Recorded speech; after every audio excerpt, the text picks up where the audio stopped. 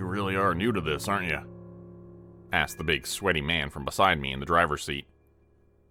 I almost didn't believe you when you said you knew nothing about the Foundation. The work van bounced through a deep pothole, and I hit my head on the ceiling. Piles of shifting odds and ends crashed loudly in the back before settling still again. This isn't going to cost me the job, is it? I asked, feeling for a lump on the top of my head. You said I should be honest, and the posting did say no experience necessary. He chuckled, biting down on his trusty toothpick, perpetually stuck at the corner of his mouth. The man had introduced himself to me as Bill, but I couldn't help noticing the name Steve was embroidered across the breast pocket of his brown workman's shirt. Nah, I ain't gonna fire you. It's slim pickings out there, especially when you're paying minimum wage hunting for anomalies. What now? All in due time, kid. For now, you're still in basic training. We're not gonna get to the big dogs until you're good and ready. Don't be fooled, though. Any of these things can kill you. Or worse. Worse than death? What could possibly be worse than that? I asked. He thought about this briefly. Have you ever been to an IKEA? Yeah. Try being trapped inside one for eternity, with no way out. That's what I call a fate worse than death. Fuck me sideways. I was already confused, but it was getting worse by the second. Can you just explain all of this to me like I'm 5 years old? Pretend like I barely understand English. He let out another long, exasperated sigh. Not for the first time that night. That shouldn't be too difficult. Okay, here goes. Listen closely, I'm only going to explain this once. There are things out there called anomalies. You've heard about them, even if you don't know you heard about them. They're the ghosts, the vampires, the UFOs, and the Loch Ness monsters of the world. The urban legends and the myths we no longer believe. They are everything we don't understand. The things we fear and the things we'd be terrified of if we only knew they existed. The Foundation keeps them in check.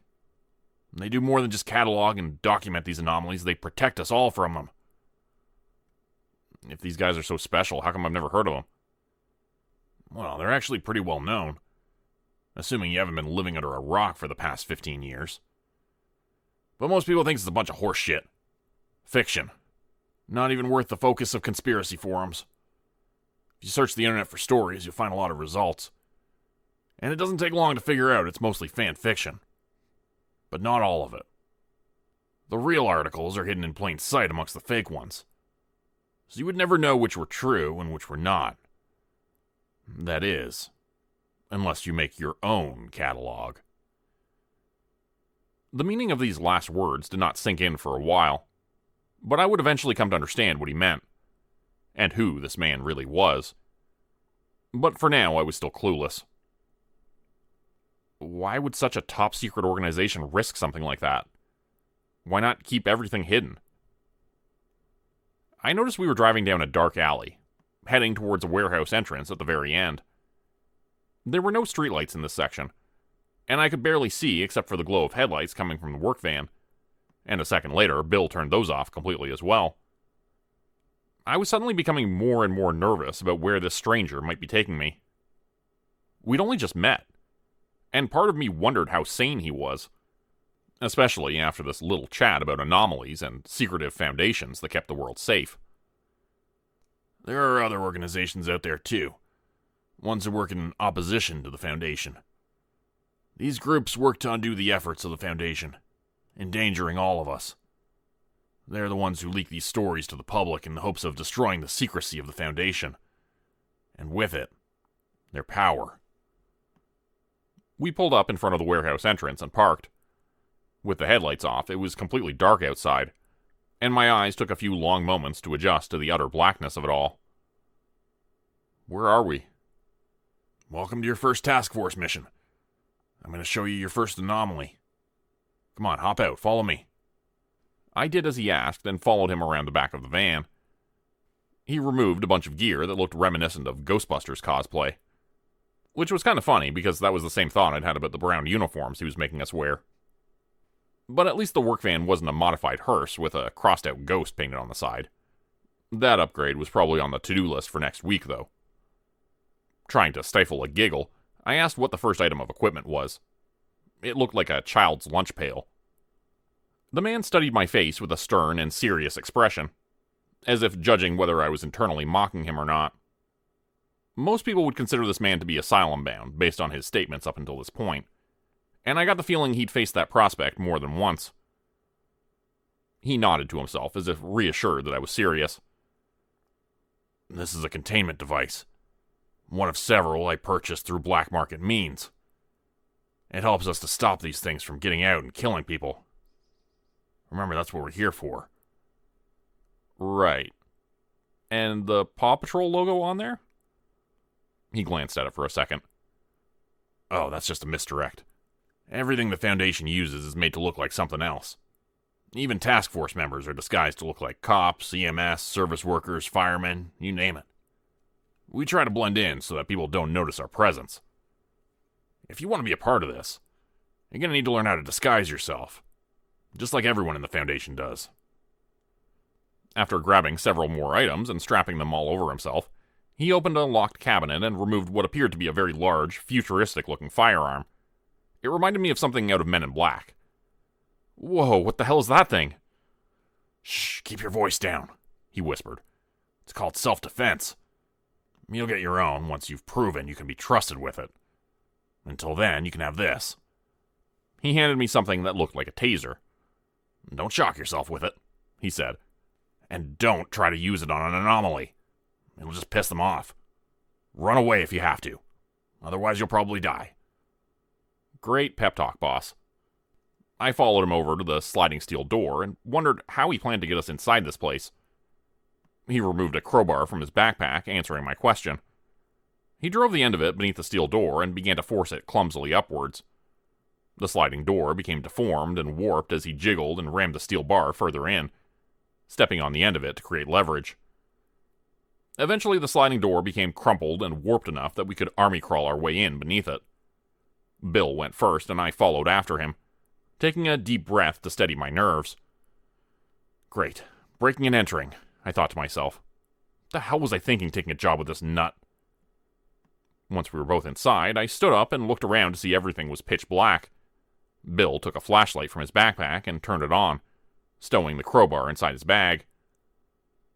With the flashlight on, I could see rows and rows of shelves reaching up high towards the ceiling. All the boxes looked identical, with no numbers or identification on any of them. The shelves weren't marked either, and I wondered how the workers in this place managed to identify packages for the purposes of their job. Maybe it was like Amazon and they had robots going around to pick orders. What is this place?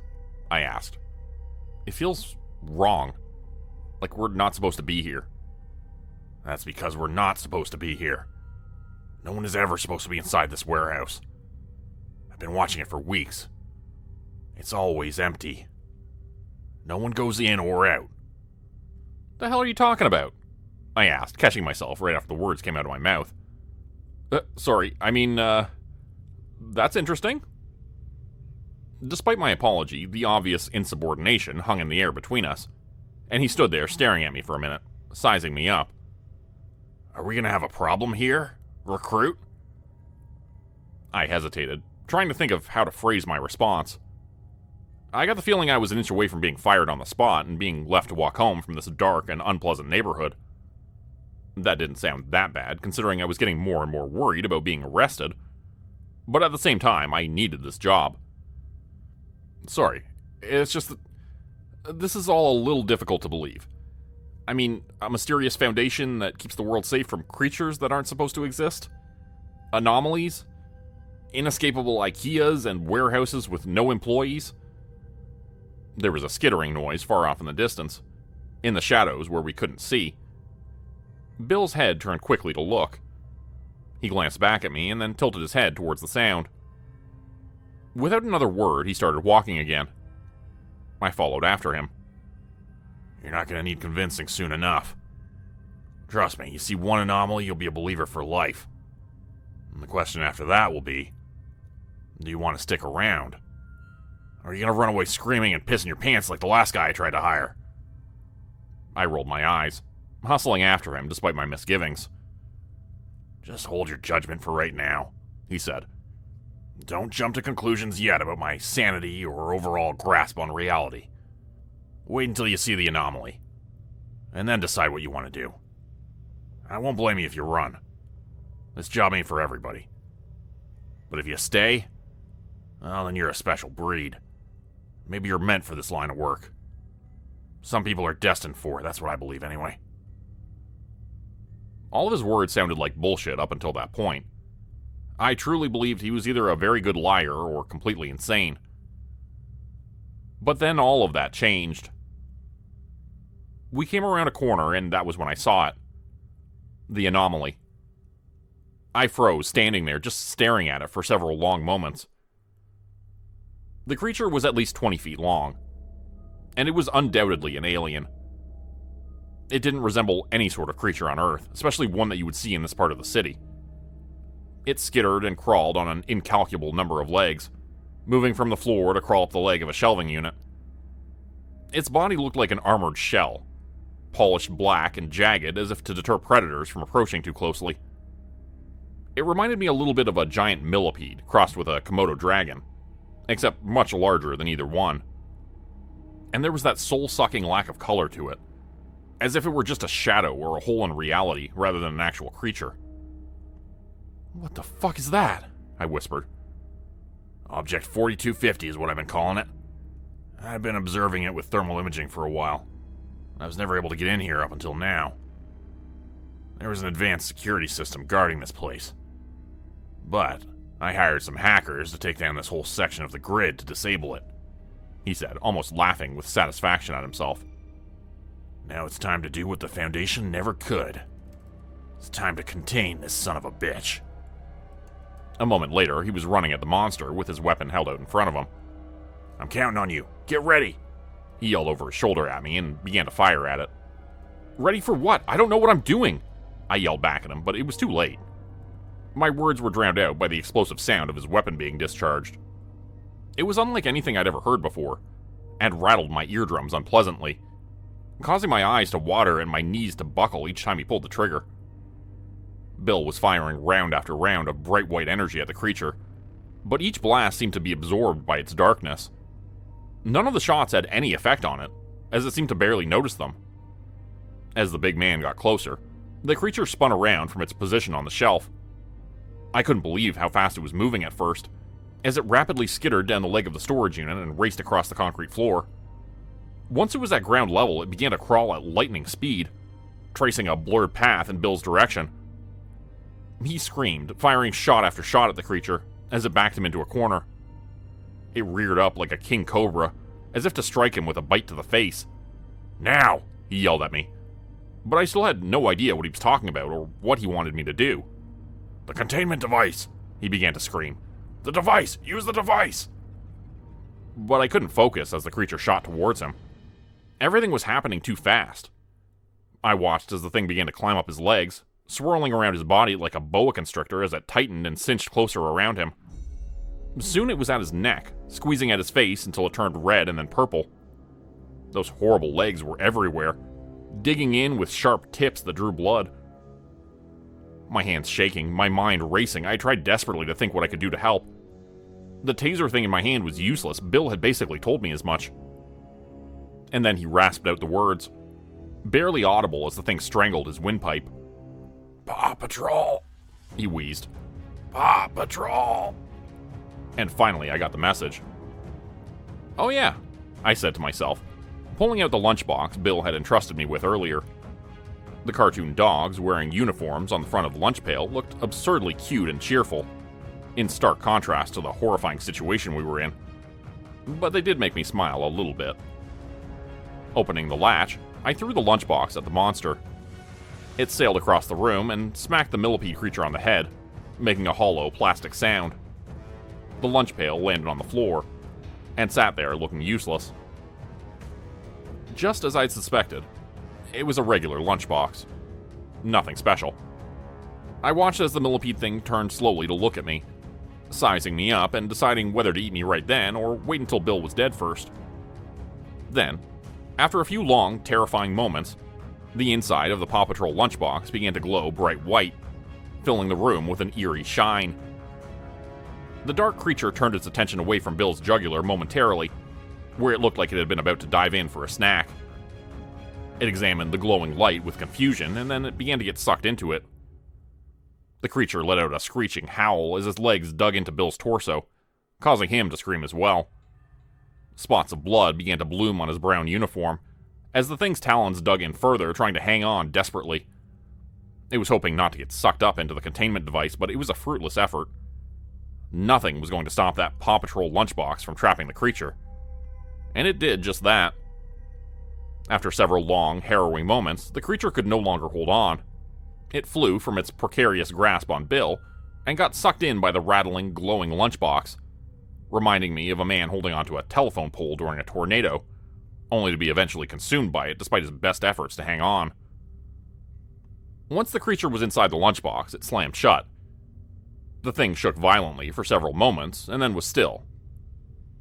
"Damn good job, kid," Bill said, and then began to cough up blood. "I knew you had it in you. You're gonna be a hell of a task force member." I ran over to him, looking at him with concern. The wounds were deep, and he would definitely need a trip to the hospital. Maybe the ICU. Blood was pouring out of him, creating a large puddle on the concrete floor. "Man, we gotta get you to a doctor," I started to say, but Bill grabbed my arm and told me to listen. "In my bag, you'll find a stone. It's blue. Kinda looks like a big diamond except for the light coming off of it. Hand it to me. Be quick about it." Without another word, I grabbed his backpack and started rifling through it. There were all sorts of different, strange-looking items inside. There were several glowing stones of various sizes, shapes, and colors.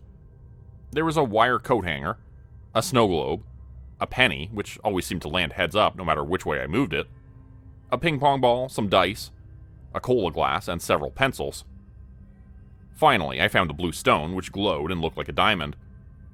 I pulled it out of the bag and showed it to him. "What's this thing gonna do? We gotta get you to a hospital, Bill." He shushed me and told me to hold the stone up to his wounds.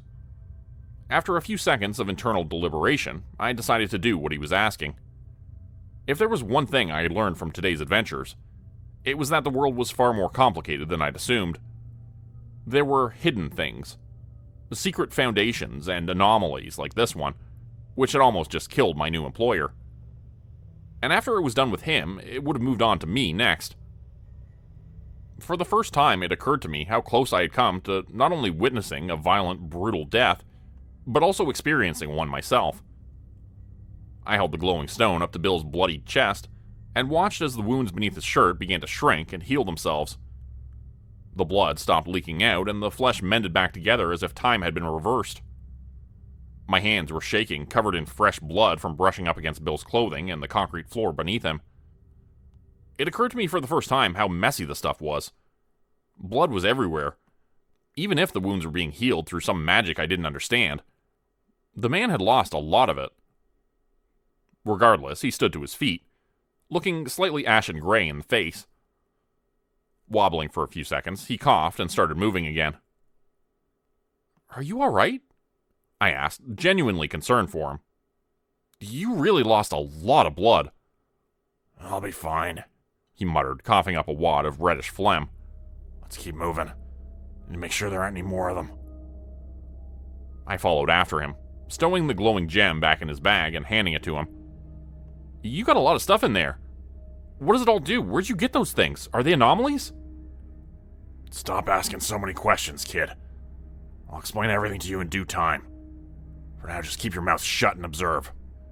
If there are more of those things in here, we don't want to draw them to us."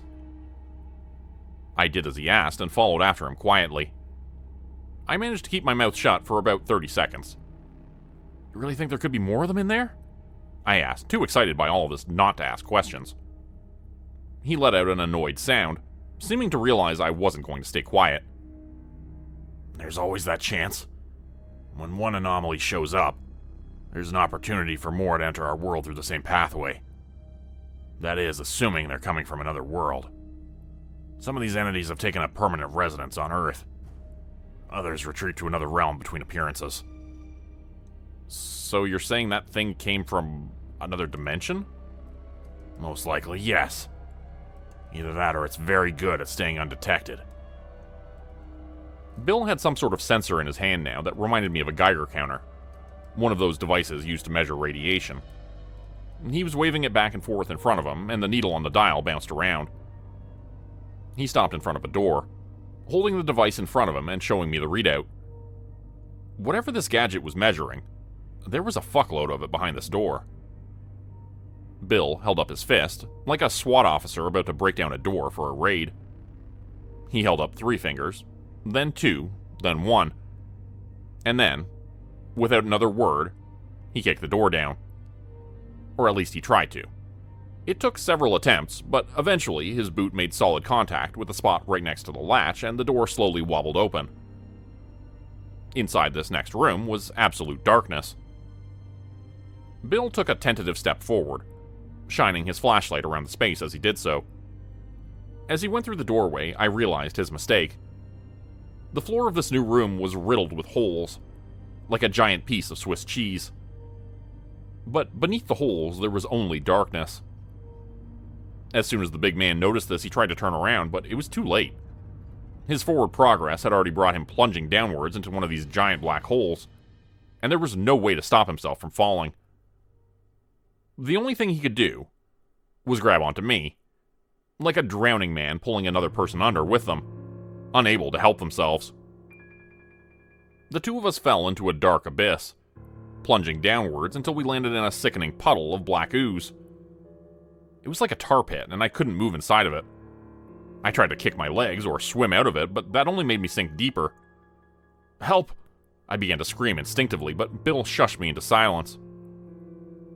As soon as he did, I saw there were glowing golden eyes all around us in the darkness. The same creatures we'd seen up above, but there were dozens of them down here. Maybe hundreds of them. This place, whatever it was, reminded me of the Upside Down from Stranger Things, a netherworld tucked away beneath this warehouse. Obviously, this was where the creature had been coming from. It was the only one that Bill had seen by the sounds of it, but there were plenty more where it had come from. The monsters began to stalk toward us from all angles, their bodies just barely visible now that my eyes had adjusted slightly to the darkness. I could see Bill standing next to me in the tar pit, covered in dark sludge up to his neck. He suddenly looked terrified as the things came closer to him, closing in quickly with their glowing eyes unblinking. Despite the fact that he had just told me to be quiet, he began to scream. His voice rose into an ear-splitting crescendo as the creatures dove at him all at once, fighting over him like a pack of wild dogs. The sounds of tearing flesh and blood being spilled echoed throughout the cavernous space, and I froze in terror, knowing I would be the next to die. My life flashed before my eyes as I saw things from my childhood I had long since forgotten, and all the important moments of my life. I hadn't thought that was true, but it turns out it is.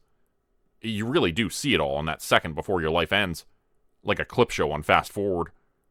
When you know it's coming and there's no way out, you experience it all again in a brief and fleeting instant. The only difference was, I got out. A rope fell down in front of my face, and for a second I was too stunned to grab hold of it. But then I looked up and saw a pair of eyes staring down at me from above, and a voice yelled at me to take the rope. I did as they asked, gripping onto it tightly as I was lifted out of the black sludge. It clung to me and sucked me back down, and the rope dug into my palm, painfully drawing blood. But I managed to keep my grip and was gradually yanked out of the tar. The monsters who weren't busy devouring Bill were not happy to see their second course trying to leave, and they leapt at me with huge, snake-like movements flying through the air with surprising acrobatics. They hissed and spat black acid at me that sizzled and burnt holes in my cheeks where it landed. I screamed as they grabbed onto my legs and my clothing, digging into my flesh with their sharp talons as they tried to skitter and crawl at my body, trying to wrap themselves around me. I managed to kick one of them off of me, but the other one, which had grabbed onto my legs, was tenacious and wouldn't let go. A pair of voices were yelling up above, telling each other to pull harder on the rope. But I knew there was no way I would make it up there before this thing killed me. It was up to my neck now, wrapping itself around my windpipe. With my hands occupied holding the rope, there was no way to fight it off. All I could do was hang on and scream and hope I would be pulled out of this dark abyss before I died. The thing squeezed tighter and tighter as I saw the light getting closer, but it was still so far away. I held on until the edges of my vision were turning dark, my lungs aching for a breath of air. The world was spinning, and I felt like I was swimming underwater. My hands let go of the rope. I began to fall again. But something grabbed my wrist at the last second and began pulling me upwards again. And everything faded into blackness as I lost consciousness. For what felt like an eternity, I slept, dreaming that I was trapped down in that black ooze again. In my vision, the hole above me closed up just as I was being pulled through it, slicing the rope in half. I plunged back down towards the dark tar pit. It raced sickeningly up toward me, making my stomach sick with a queasy rising feeling. Those golden, reflective eyes saw me land in the tar, and then were on me in an instant, pulling me apart and devouring me while I was still alive. My eyes snapped open, and I saw I was in the back of a police car. "You're awake. That's good," said the man in the front seat. I assumed he was a police officer. "What happened?" I asked, feeling groggy and dizzy and ill. "You're lucky to be alive," he answered. "Your friend wasn't so fortunate." "What happened?" I repeated. "I don't remember anything after falling down into that pit. With all those things." The words creature and anomaly came to mind, but I felt silly saying them now, with this rational-looking man sitting in front of me, examining me in the mirror. "You didn't fall into any pit. You and your friend broke into a warehouse where they store some pretty heavy-duty chemicals. Something must have spilled, an odorless hallucinogen. Must have made you guys see some pretty wild shit.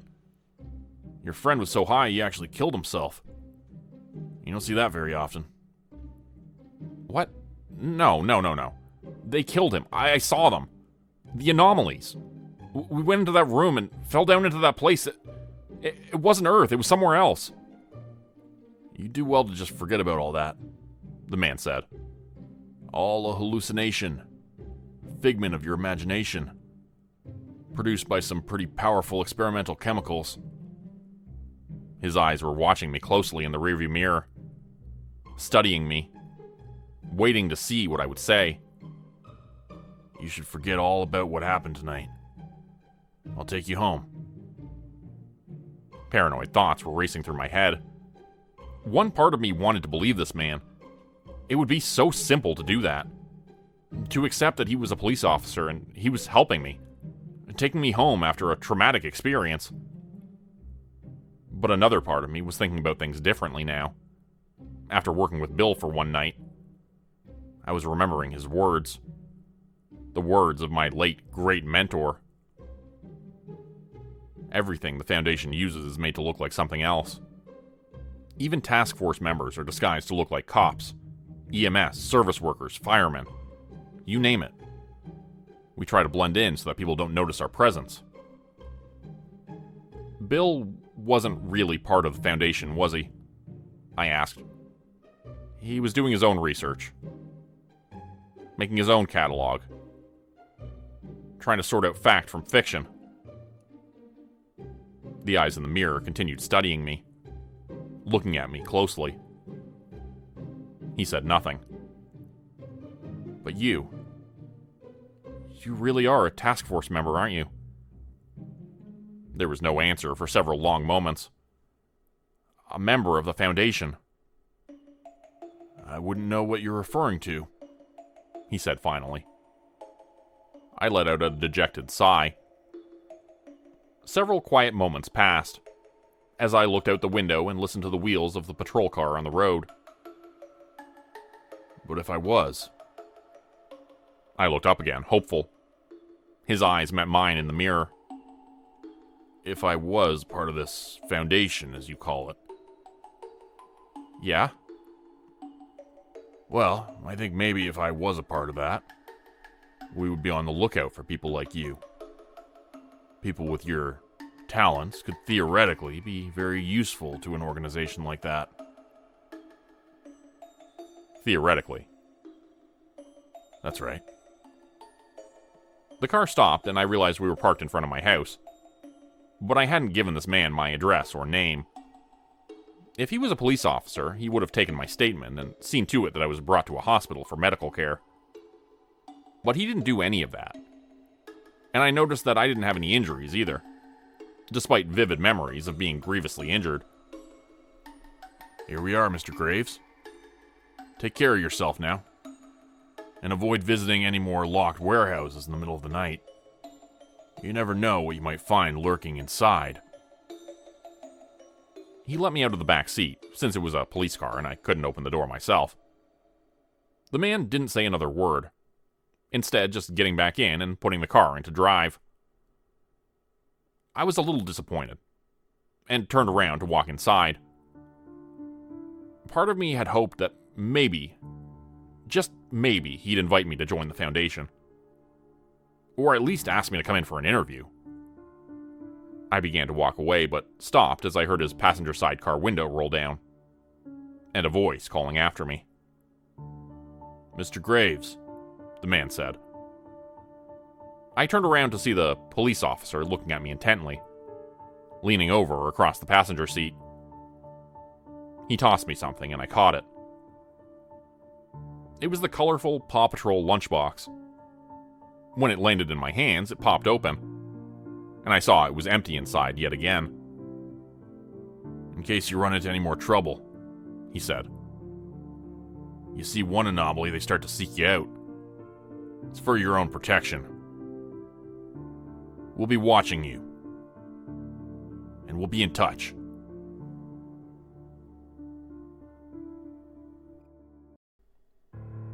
This way, Mr. Anderson, the man in the lab coat said, holding the doors open to let me inside the elevator. The lift's interior was lit up with a soft blue glow, and like everything else in the Foundation headquarters, it was sleek and modern. The elevator looked futuristic, like something borrowed from the set of a science fiction movie. And I saw two thin metallic seats emerge from panels on the walls for us to rest on. But I didn't sit down. It was my first day, after all. I wanted to make a good impression. The elevator doors closed and the box began to descend rapidly, much faster than expected. Gum? Dr. Horvitz asked, holding out a stick of Trident. You'll want some gum. No thanks. He looked at me for a moment longer with the stick of gum held out for me to take, but I didn't. Suit yourself, he said, popping it into his own mouth instead, then beginning to chew.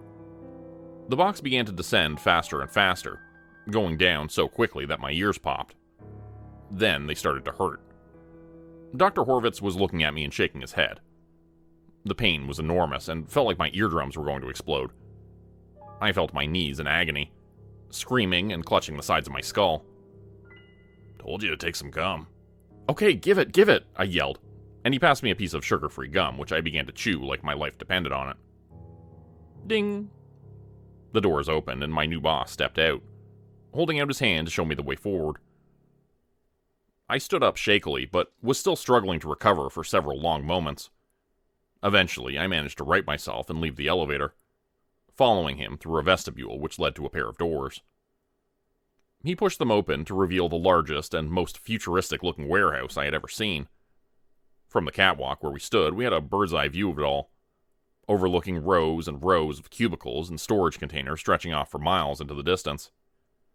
It was like an underground city, so vast that the details of the furthest parts appeared blurred and hazy, as if seen through a fog.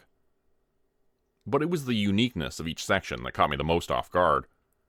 There were thousands, if not millions, of objects being stored in this warehouse, each one housed in a very specific way, like jail cells built for supervillains. Some of the objects were the size of insects, while others were the size of elephants or even larger than that. They weren't grouped by size, but by some other organizational method which wasn't immediately obvious to me. People in Foundation uniforms walked around purposefully, some dressed in lab coats like us, while others were wearing black body armor and had guns on their belts indicating they were guards. I tried to take it all in, but it was impossible. There was too much to look at.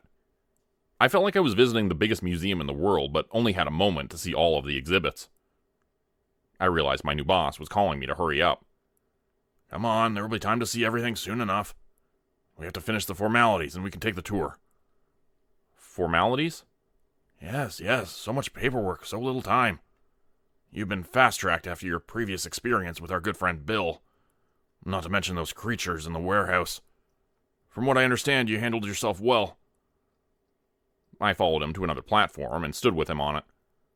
A second later, it started moving, floating through the air as if it were hovering. It took me a few seconds to realize that we were, in fact, flying. Anti-gravity, Dr. Horvitz said, as if this were the simplest thing in the world. This is the quickest way to the orientation session. The floating platform was making a whirring sound from below us, and there was a bright glow coming from the bottom of the vehicle as well. But it was far quieter than any of the hover technology or drones which I had seen which were capable of lifting this sort of weight. Whatever mechanism it used to fly was years ahead of current technology. I imagined it cost a fortune. This whole underground laboratory felt like it existed decades in the future. Meanwhile, up above, people were carrying on as normal in the 21st century. I had read online about the advanced tech possessed by the Foundation, but had no idea it was so far beyond our current capabilities. Urgent voices began to call out from below, and I heard a shrill scream. Dr. Horvitz didn't look worried, but he did take a second to speak into the communication device clipped to his lapel. A garbled voice spoke back, sounding nervous, but I couldn't make out the words. You'll have to bear with me for a moment. We need to make a brief stop, my boss said, fiddling with the control panel. I looked down to see a crowd was forming around one of the secure sections of the compound. There was smoke coming out from around the cracks of the door, and an alarm was emitting a shrill sound which grew louder as we got closer. Oh, fuck, not again, Dr. Horvitz muttered, sounding annoyed. It was the first time I'd heard the man swear. He'd been a picture of professionalism up until that point. Suddenly, I felt more nervous than ever. We settled down at a point just outside the room where the alarm was the loudest. The klaxon wailed urgently, piercing my ears, until my new boss hit a button on the control panel, causing it to decrease in volume slightly. The black smoke was heavy in the air here, and I started coughing and gagging on it. A second later, Dr. Horvitz was handing me a mask, which I put over my face. The air was breathable again, with a faint hint of new car smell. This is item number 9877, he said, his voice slightly muffled by the mask on his own face. It is one of our most valuable assets. It shows stock market fluctuations a full 24 hours in advance. This thing would be worth a fortune on the black market. And it would also totally crash the economy and funnel everyone's hard-earned money into the pockets of whichever bastard oligarch was rich enough to afford its price tag. What's wrong with it? I asked, waving the smoke away from my face as we stepped inside the empty room. It's missing. A giant hole had been bored into the floor from the room below, making it look like a giant electric drill had come up through the reinforced concrete. I thought this was the most secure facility on the planet. Who the hell could do something like this? A chaos insurgency, kid, a man in a sharp-looking black suit said, entering the room from behind us. It's always the fucking chaos insurgency. Chaos what now? Dr. Horvitz took a tablet from the man and hit a button on the screen. The 2D surface of the device suddenly changed and became three-dimensional. A hologram appeared, floating in the air in front of us. It showed a strange-looking device that reminded me a bit of a kaleidoscope, except with several panels and attachments. We believe they're making a run for Marshall, Carter, and Dark, but it's definitely the Chaos Insurgency. Looks like they're trying to raise funds for an operation. What's Marshall, Carter, and Dark? I asked. And what the hell is the Chaos Insurgency? There's no time. You'll find out in the orientation session, assuming you make it back. Hop on the hover lift, we're going after them. Wait, what? I tried to object, but the man in the black suit was talking over me. You'll have an emergency task force at your disposal. We'll be calling you Task Force Rapture. Details and equipment, along with reinforcements, will be following close behind. Do not engage until reinforcements arrive. Do you understand, Horvitz? I don't want a repeat of last time. Yeah, anything else? Make sure the kid stays alive. We can't afford any more family payouts. Wait, no, listen, this is a big mistake, I said. It's my first day, I don't even have a weapon. Even better, the man in the suit said with a smile. You gotta get your feet wet sometime, Tiger. Go get 'em. Men in Black references came to mind again, and I tried to shoo them away, wondering if we'd see a talking pug soon, or a pair of aliens nicknamed the Twins. Get on, Dr. Horvitz said, waving me towards the hover platform. We gotta go. With several pairs of eyes watching me, I felt as if I had no choice but to go along with him. After all, this was what I'd signed up for. A life of secrets and danger. And that's what you got when you joined the Foundation. I stepped up onto the floating platform, and it instantly began to move towards the room where the missing object had been located, squeezing tightly through the doorframe with just a fraction of an inch on either side. The floating platform was morphing all around me, I realized. It was like liquid metal changing its shape and creating a bubble around us. Within a few moments, the entire platform had converted into a sleek spaceship, complete with bucket seats and a display window. Dr. Horvitz was already strapped in, and patted the seat next to him, telling me to sit down. I took another second to marvel at the newly created compartment around me, and noted again how it reminded me of a spaceship from a science fiction movie, then sat down next to him. As soon as I'd strapped on my safety belt, the ship plunged down into the hole which had been bored into the floor. My stomach dropped sickeningly as we began to turn sideways and barrel rolled through the zigzagging tunnel. It took us deeper and deeper into the depths of the earth, and I wondered how much longer we'd be riding on this nauseating roller coaster. Dr. Horvitz began fiddling with the touchscreen controls on the display in front of him, pointing at what I realized was a digital map with an advanced radar system. It showed our progress as a blue circle, as we traced a path toward the red blinking dot which indicated the missing item. We were gaining on them quickly. They're not headed for the auction house, Horvitz said into the comm unit attached to his lapel. Something's wrong. Alter a contingency plan. And where the hell are those reinforcements? Our speed was increasing as we traveled faster and faster through the tunnel, the cracks and crevices in the earth turning into blurs, as we plunged through the earth's crust and into the molten rock below that. It felt like we were racing through hell as the glowing red mantle all around us reflected our faces, casting us in crimson like demons. Where the fuck are we going? I asked, hating the high, terrified sound of my voice. We're following the blinking dot, straight to hell if we have to, said Dr. Horvitz. Because if we don't, society will collapse. We need to get that item back, remember? At all costs. Okay, just whatever you need me to do, I'll do it. Good. They're going deeper, and that means that this is not a route back to their base or the auction house. They must be heading somewhere else. Maybe to make a deal with somebody. Another blinking dot appeared on the screen, this one colored green. It was following behind us at a much slower rate. There's our backup, finally. The ship plunged through a hole in the lava, and we entered a huge, cavernous space. Jagged shards of igneous rock were everywhere, their pointed ends stretching out in front of us, almost grazing the ship's hull as we passed through their midst. We were floating through a halo of daggers, their sharp points teasing us from inches away. Molten lava could be seen at the peripheries of this strange pocket world, as we neared the epicenter of the enormous sphere existing impossibly in the mantle of the earth. Up ahead, a cavern was floating in the air, spinning ever so slightly, defying gravity. They're gonna wake up an ancient, Horvitz said into his comm device. I can't believe they could be this stupid. Shit, get in there. There's no time for backup. You need to stop them now, before they can reach it. Dr. Horvitz punched a few buttons on the control panel as we settled on the rocks just outside the cave. The entrance was too narrow for the vehicle, and I saw another similar craft had been abandoned nearby. I guessed it belonged to the members of the Chaos Insurgency who had stolen the item from the warehouse. This isn't the first time they managed to take a piece of technology from us, my new boss explained. Several months ago, they managed to take one of our nanometal ships. Same type of vehicle we're using right now. And this technology can be programmed to do nearly anything. And those bastards have theirs rigged up to rain hell on us, ever since they managed to hijack it. We need to make sure they don't take that vehicle with them. But first and foremost, we need to stop them from waking the Ancient. What is it? I asked. And how are we going to get to it? It must be 1,000,000 degrees Fahrenheit out there. No one who has seen an Ancient has lived to tell about it, so I don't know exactly what we'll encounter. But these suits should help with the temperature. The living metal surrounding us drooped and sagged, portions of it ballooning into pockets which surrounded us, then separating from the ship.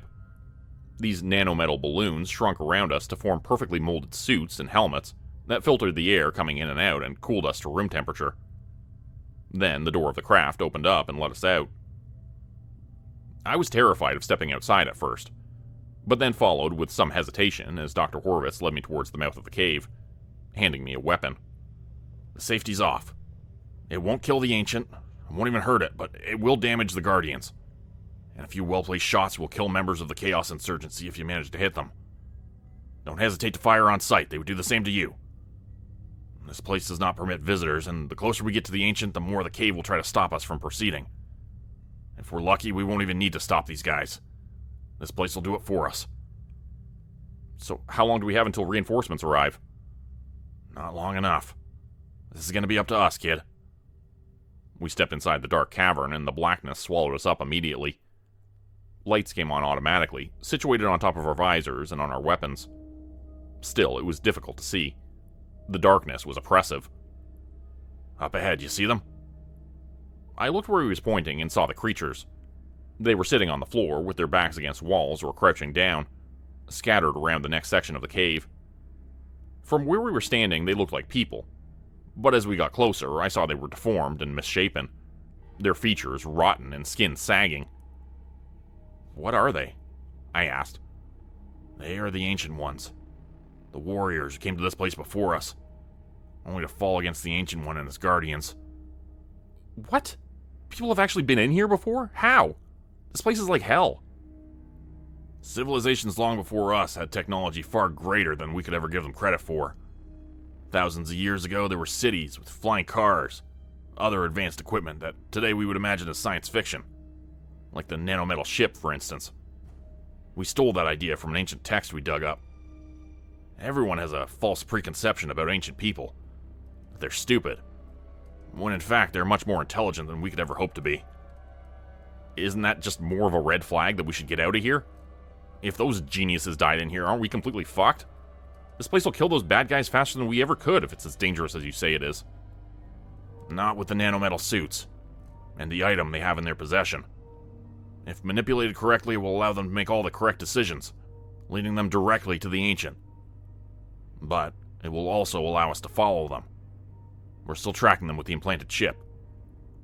There was a display panel on his arm which showed the same radar image we'd seen inside the vehicle, our blinking blue dot following a little ways behind the red one.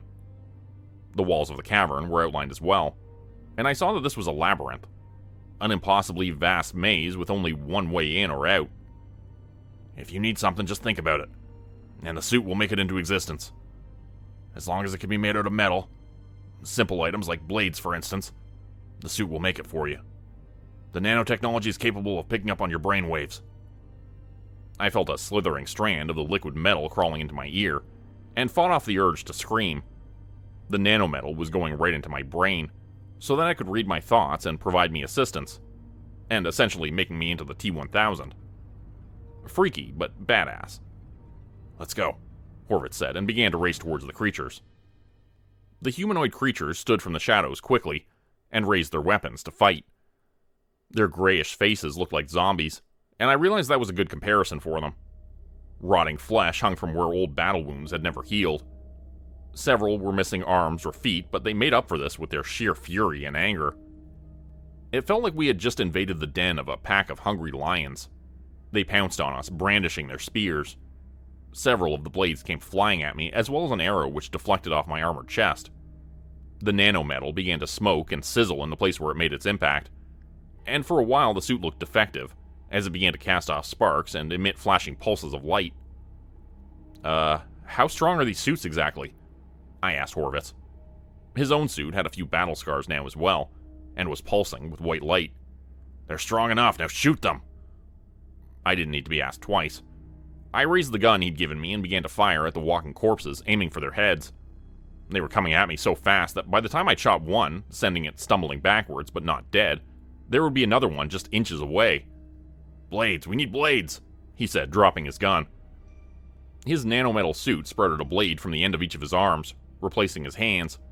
He began to swing them like Baraka, grunting with effort as he decapitated each of the undead guardians as they came at him. Following his lead, I did the same. I dropped my gun and put all of my mental energy into picturing two long blades, one emerging from each wrist of my suit. The nanometal squirmed in my ear, seeming satisfied with my request, as if it had a primal thirst for blood that needed to be quenched.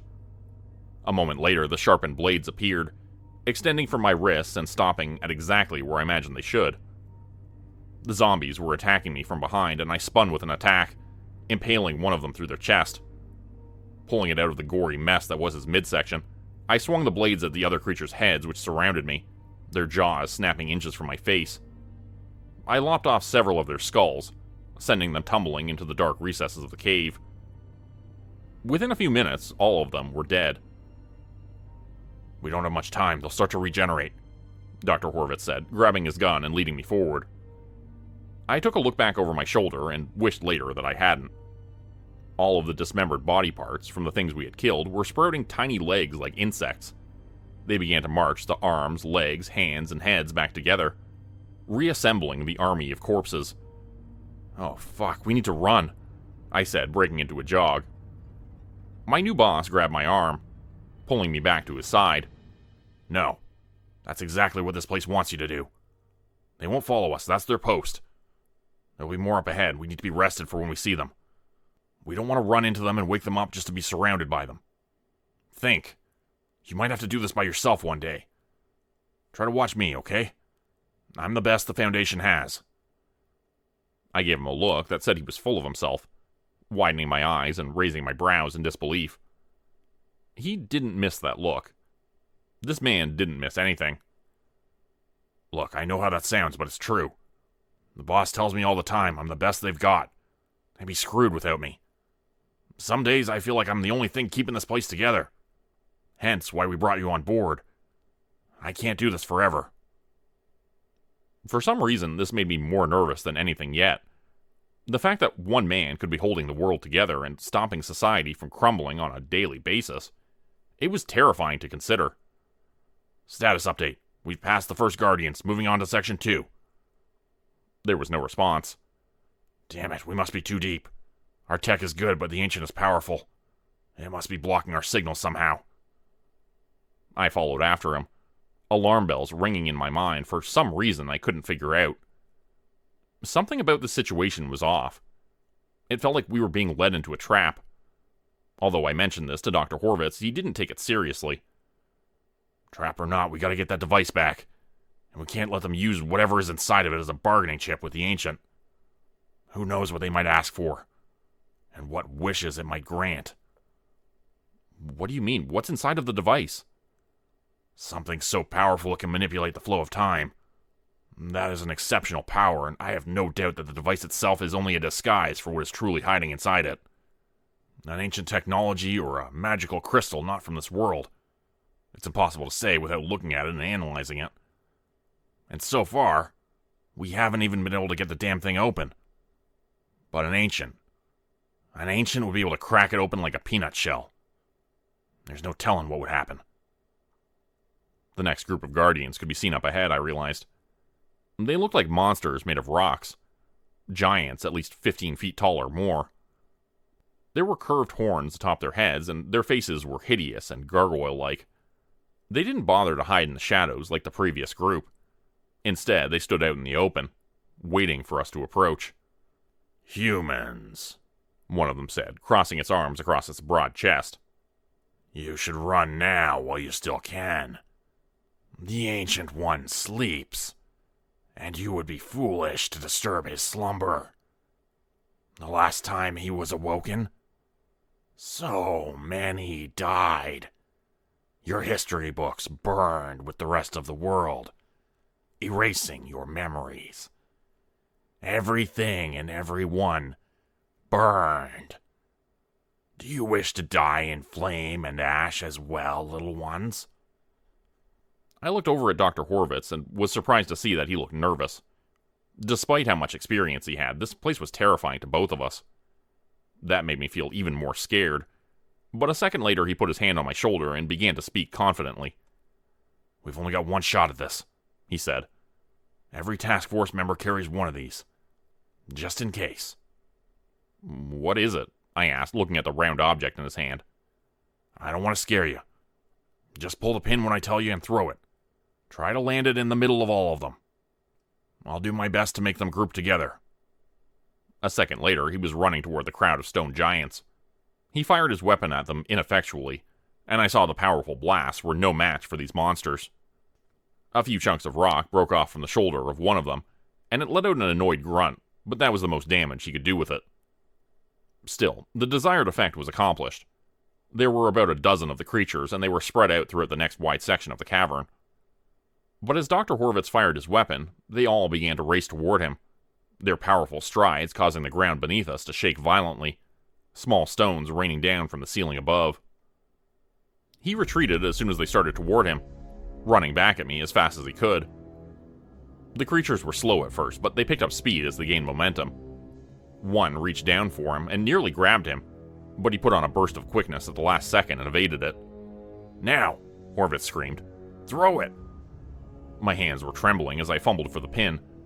For several long seconds, I couldn't get a grip on it and worried it was stuck. But then it came free with an effort, and I quickly launched it through the air like an outfielder trying to throw at a runner at home plate. The metallic sphere bounced with a loud noise, clanging off the rocky floor of the cavern. Nothing happened for a few long seconds, as the giant creatures continued racing toward us, and I thought maybe it was defective. But then, just as I was about to resign myself to our fate of death, there was a very loud boom. A shockwave bloomed outwards from the epicenter, where the odd-looking grenade had landed. I covered my ears and felt the suit do the same, blocking out the sound wave so I didn't go completely deaf from the blast. The explosion was a small white dot at first, the size of the head of a pin. But then it began to spin and grow, absorbing everything around it. All of the creatures running toward us stopped mid-stride and began to slide backwards across the stone floor of the cavern. As more matter was absorbed into the speck of light, it ballooned into a glowing orb the size of a basketball, and then a car. It stopped once it was about that size, and the glowing center of the orb turned dark. "Singularity grenade," Dr. Horvitz explained, yelling to be heard over the noise. "Creates a temporal field at 50 yards, and will self-extinguish once all available matter has been absorbed." The miniature black hole suddenly contracted with a deafening whoosh, shrinking in size until it was a glowing white pinpoint in the air once again. A few seconds later, it disappeared completely, leaving a massive empty sphere where it had been. Everything, including the monsters and the cavern around them, were gone, and we had to traverse through a steep crater to go forward. "Okay, let's hope we didn't waste our chance. We need to hurry now. They're getting away from us," Horvitz said, looking at the display screen on the wrist of his suit. "The chamber should be just up ahead. Be ready for anything." "This is insane," I muttered. "We're gonna die in there, aren't we?" "Ideally, no. I'll do everything I can to get us out of here safely. I've still got a few tricks up my sleeve, kid. Trust me." We entered the next chamber, and my eyes widened at the sight before me. There was a coiled body resembling a huge snake, and at first I thought that was what the ancient was, a serpent longer than 100 city buses. But then my eyes traced the winding path of it, and I saw its face and the wings, and realized it was a dragon. Massive and orange, striped and flecked with red in a pattern similar to a cat. It was slumbering on a low pedestal surrounded by molten lava, which was flowing steadily around it like a river, steaming bubbles blooming and popping on the surface.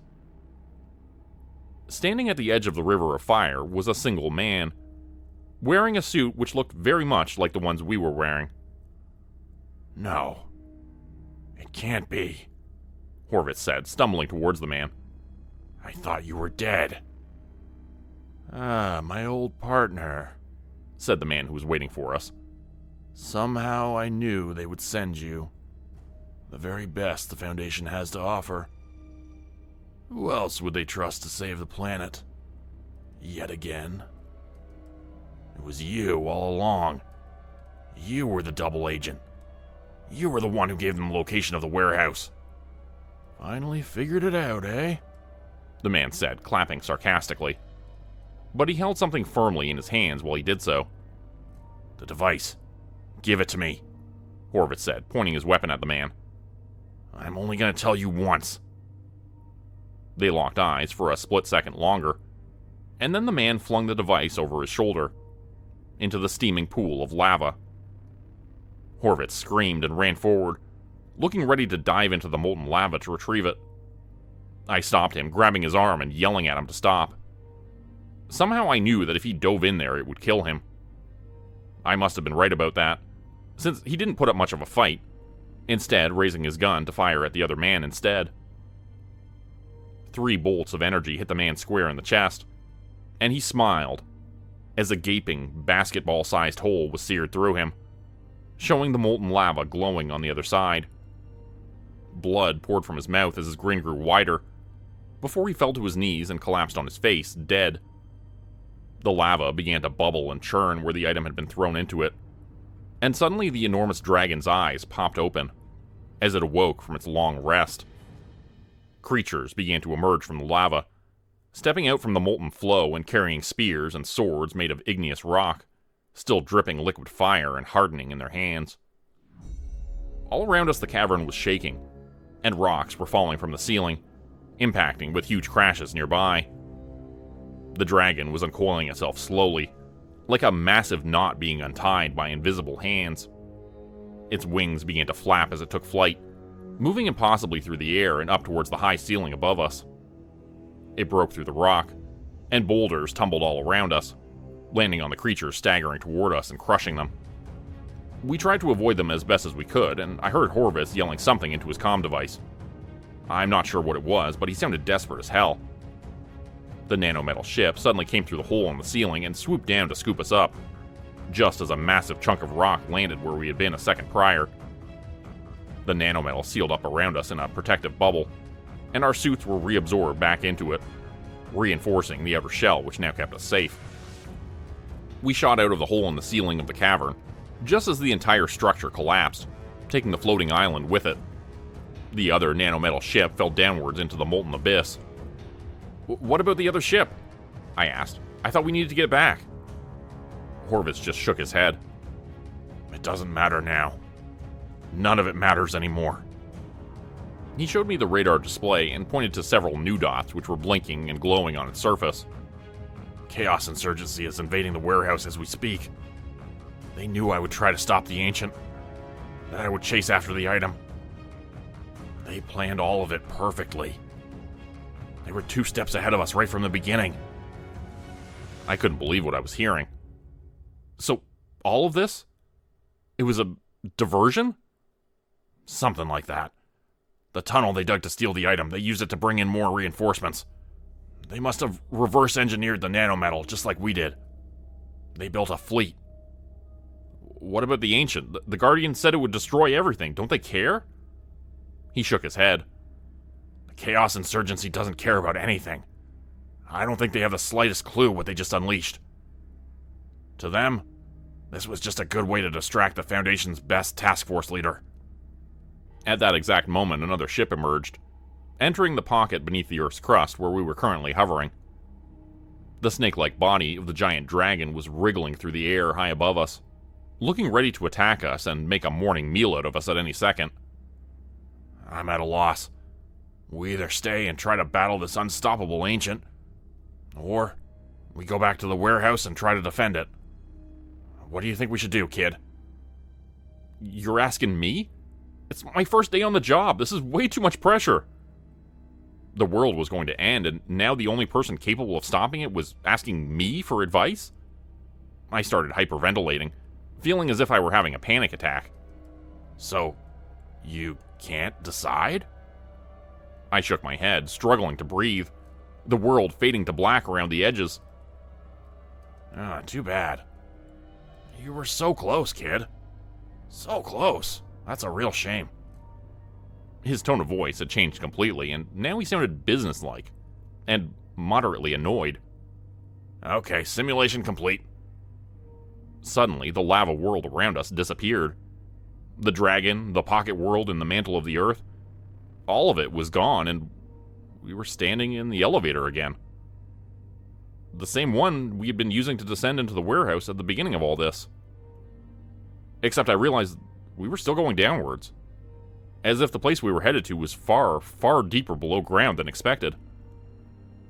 What I had mistaken at first for seats were actually holographic projectors which had been creating the illusion of the terrifying experience we'd just been through, making it feel very, very real. You really blew it, kid. Horvitz said, shaking his head. All you had to do was tell the rest of the task force to stay behind. Fight the Ancient using singularity grenades while the two of us went back to stop the invasion of the warehouse. I spelled it all out for you.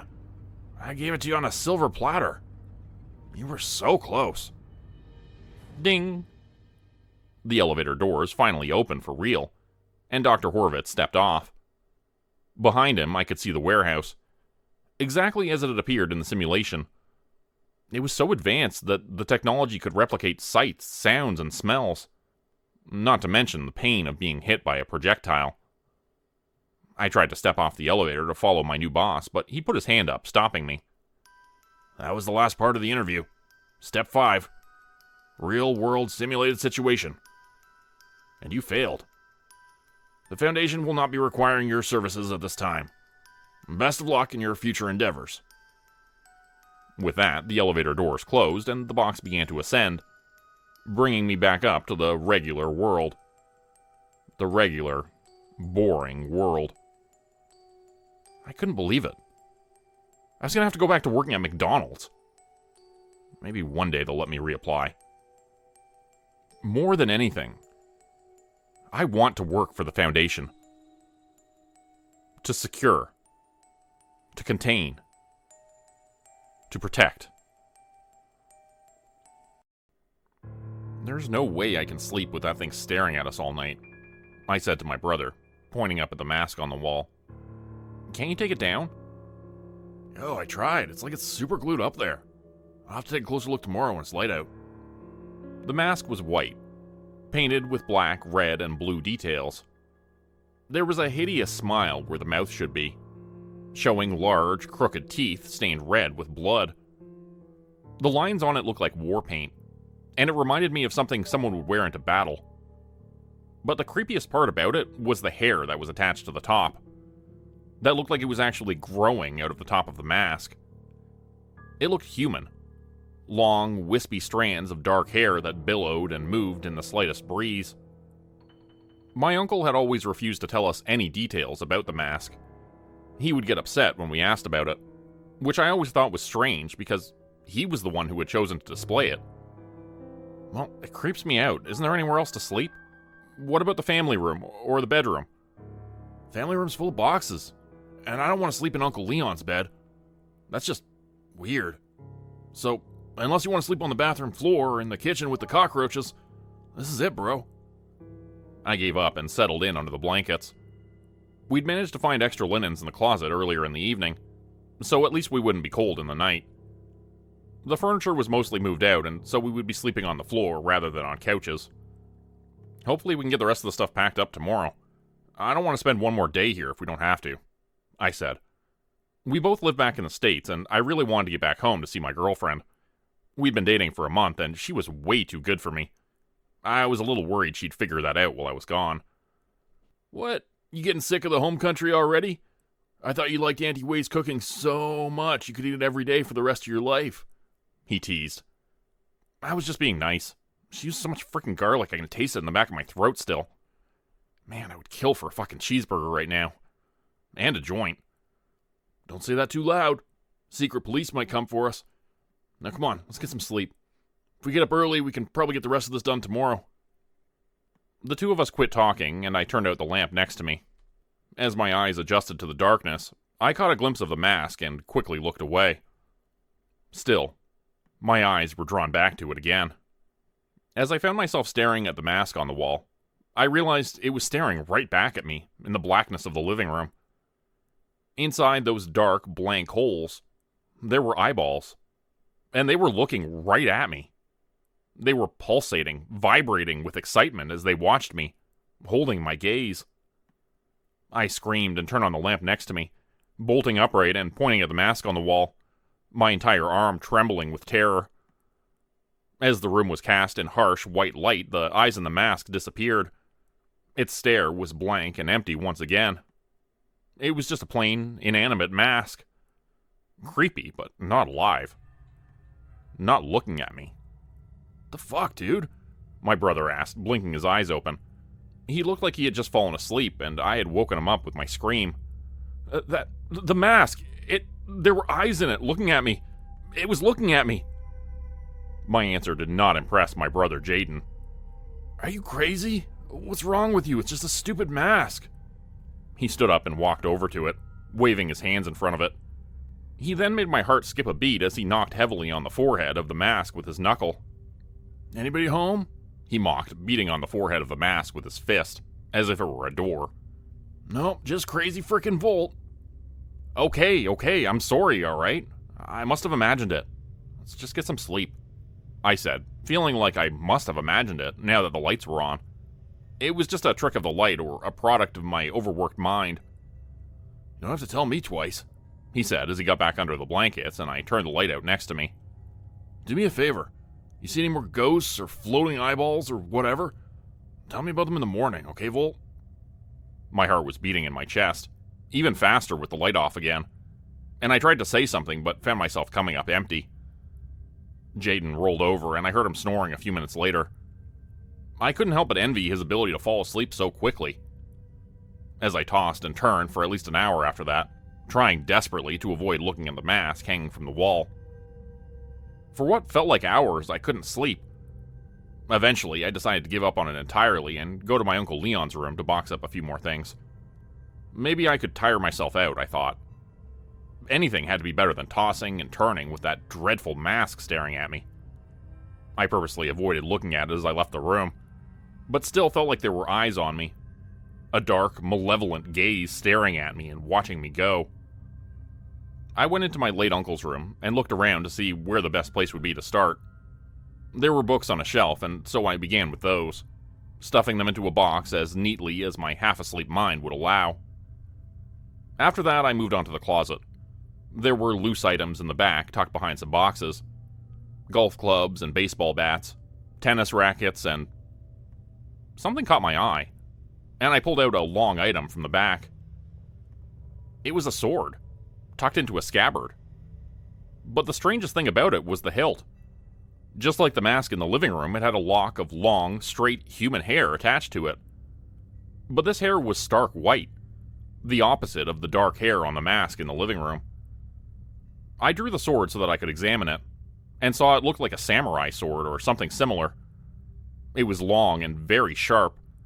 The steel was patterned with wavy lines, indicating it was made from folded steel, the kind that is made by master swordsmiths. What the fuck, Uncle Leon? I muttered to myself. Suddenly I heard a sound coming from where my brother was sleeping. It was a strange noise, unlike anything I'd ever heard before, and I felt like I needed to go and look and see what was making that sound. The hairs on the back of my neck stood on end as I began to walk down the hallway, sword still in hand, trying to figure out what was making those noises. It was like someone scratching and clawing at wood, digging their nails in and thrashing against it. Then, suddenly, the noise stopped, and it sounded like someone dropping down to the floor from a height, as if someone had just climbed in through a window and landed a little too loudly with their shoes on. I entered the living room and saw Jaden was still passed out on the floor, so it couldn't have been him making the noise. Movement to my left caught my eye, and I looked to see a shadowy form duck behind the table.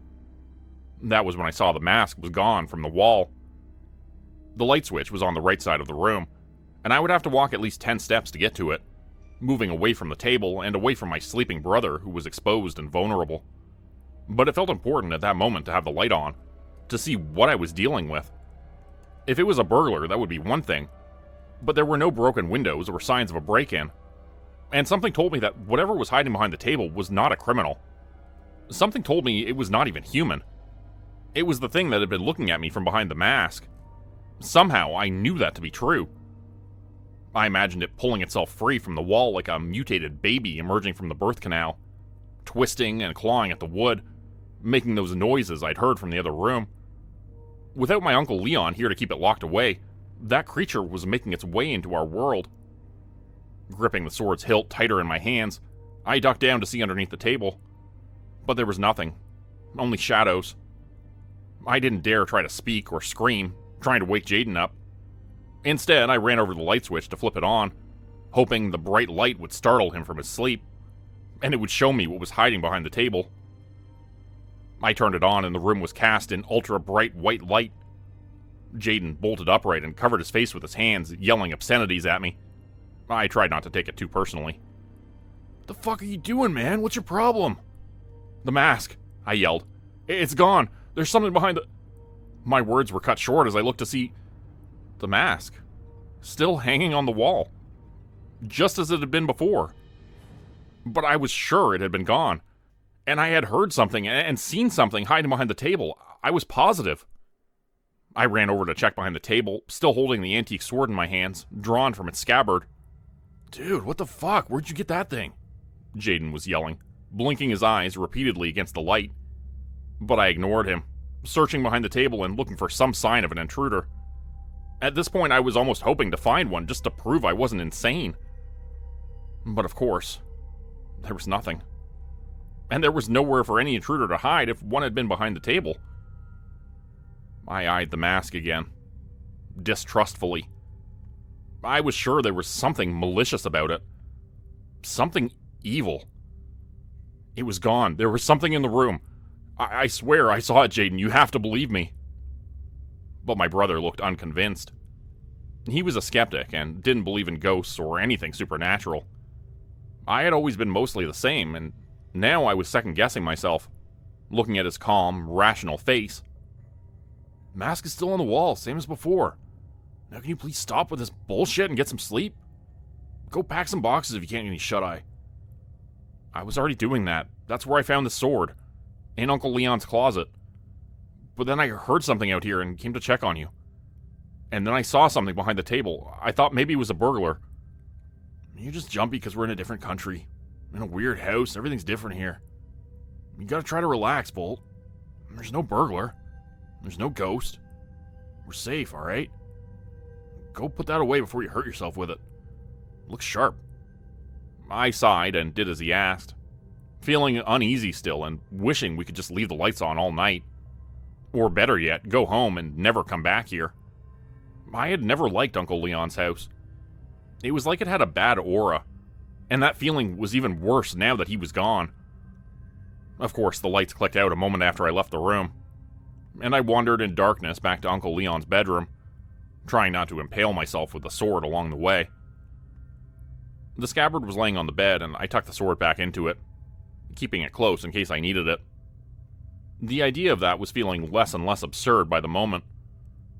Jaden's heavy snoring could be heard a moment later, and I tried not to think about those noises that had come before. Those sounds of scratching wood and gouging drywall with long talons. Was it just raccoons on the roof? Or squirrels? That seemed plausible, but something told me it wasn't accurate, as much as I wished it was. I looked through the closet and pulled out a few more miscellaneous items. Some boring, some interesting.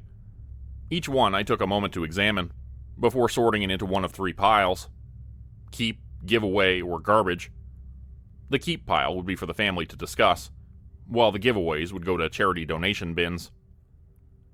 One thing caught my eye, and I pulled it out and dusted it off to look at it more closely. It was a woodcut print, showing a man holding a sword, much like the one I'd found in my uncle's closet. At first, I didn't notice the shadowy figure behind him, but then I saw the mask, and my heart began to beat like a drum in my chest again. There were more of the prints, and I pulled them out one by one, seeing that they revealed a story told in pictures. A warrior was standing in the forest, holding the sword in his hands. Something came up from behind him and attacked. An epic battle ensued, spanning over multiple landscapes and what appeared to be many generations of warriors, all from the same family line, sharing the same distinctive facial features. Features that I recognized from my own family photos. Each woodcut print was a little newer than the last, and was done in a slightly different style, as if these had been made by many different people, spanning over hundreds of years, maybe longer. They were stacked up with the oldest on top and the newest on the bottom, as if telling a multi-generational story of a warrior family. My family. Uncle Leon never had children, I realized. He would have been the last in a long line of guardians. The word came to me unbidden, but it felt right. At the bottom of the pile were two more recent prints, looking as if they were only a few decades old. They showed a warrior cutting off the head of the masked monster from the forest and mounting its face on a wall. The picture looked a lot like my Uncle Leon, and the face on the wall looked exactly like the mask I was so afraid of. Fuck. We needed to get out of the house immediately, I realized. That mask was not just evil, it was incredibly dangerous. And clearly it still possessed some sort of power. Maybe, now that Uncle Leon was gone, it was coming back to life. I stood up on shaky legs and was about to walk over to the door when I heard creaking floorboards down the hall in the living room. I had set down the sword to look at the prints, but now I held it firmly in my grip again and drew it from the scabbard, terrified that I might have to use it to kill that creature. Whatever it was. Pushing the door open, I exited the room, slowly making my way down the hall. Something raced past the doorway at the far end of the hall, quick as lightning, and I barely caught a glimpse of it. But then it peeked out from behind the wall very slowly and looked at me, as if to tease me. The monster was wearing the same white mask with long black hair from the wall, and it was shambling forward like an ape, using its hands as another pair of legs. It smiled when it saw me, the hard mask stretching like skin around its toothy grin. I wanted to scream, but found myself incapable of making a sound. Long limbs with even longer fingers began to make their way around the wall, flowing like black water and not looking like arms anymore. They made their way toward me on either side, rushing at me quicker and quicker as they got closer, crawling along the walls of the hallway like vines. As they stretched out to touch me, I swung the blade with every ounce of force I could muster, the vibrations causing my entire body to shake as I slashed against the wall to my left, and then to my right, slicing off the ends of the creature's fingers and gouging long holes in the walls. It let out a piercing animal scream, and the liquid limbs began to retract rapidly, like a tape measure being snapped back into its housing. The face disappeared from behind the wall, and the floorboards creaked under its weight as it moved toward the kitchen through the living room. If it went fast enough, I realized, it could sneak up on me, since the hallway entered the kitchen from the other side behind me. Sure enough, I spun around to see the creature standing right behind me. It stood taller than I would have imagined, as if it had grown with every year of its life. For all those hundreds of years my ancestors had fought it, it was growing bigger and stronger, and finally my Uncle Leon had defeated it. Or so he thought. A blade of darkness was suddenly swinging at my head, and I found myself rolling backwards to get out of the way, using an acrobatic maneuver I hadn't thought myself capable of. As soon as I was up, the creature was attacking again. Its hideous smile was always present, and I realized that it was not a mask. It had never been a mask. All along, it was the face of that horrible creature. Uncle Leon had mounted its head on the wall like a trophy, but apparently this thing had the ability to regenerate. The creature's body was made of liquid darkness, and its limbs transformed into whatever it wanted, using itself as a weapon. At times, its arms were long tentacles, slapping and whipping through the air trying to entangle me. At other times, they were blades or long spears, thrusting at me and carving the empty space I had just occupied. Somehow, I avoided every strike, leaping off the walls like Jackie Chan and parrying the creature's attacks like a ninja. I realized it had to be the sword letting me do all this. How else could I be making so many acrobatic maneuvers, and how else could I be using the blade with such expert ease? Backing into the living room, I nearly stumbled over Jaden's sleeping form, but managed to right myself at the last second. Somehow he was still snoring and passed out through all of this. As I stepped over him, I realized I was leaving him in the monster's path, and that would mean his certain death. Sure enough, the creature was now leaning over, looking ready to devour him, its mouth widening further and further. Without hesitation, I leapt forward and swung the blade as hard as I could at an angle, trying to lop off the creature's head. It reared up as if expecting this and opened its maw, smiling wider than I would have thought possible. It had been anticipating my weakness, that my love for my brother would cause me to make an error. And that was when I realized my uncle had kept himself secluded for a reason. He'd always been a hermit, pushing other people away. And this was why. He hadn't wanted them to get hurt. The creature's long fingers were around me in a second, stretching like vines around my midsection and wrapping me up. The sword clattered to the floor, making a loud noise. Black tendrils were wrapping themselves tighter and tighter around my neck and chest, making it difficult to breathe. I could feel my ribs straining under the pressure, threatening to pop and break. And during all of this, the creature was smiling wider and wider, showing rows and rows of teeth going all the way down its gullet.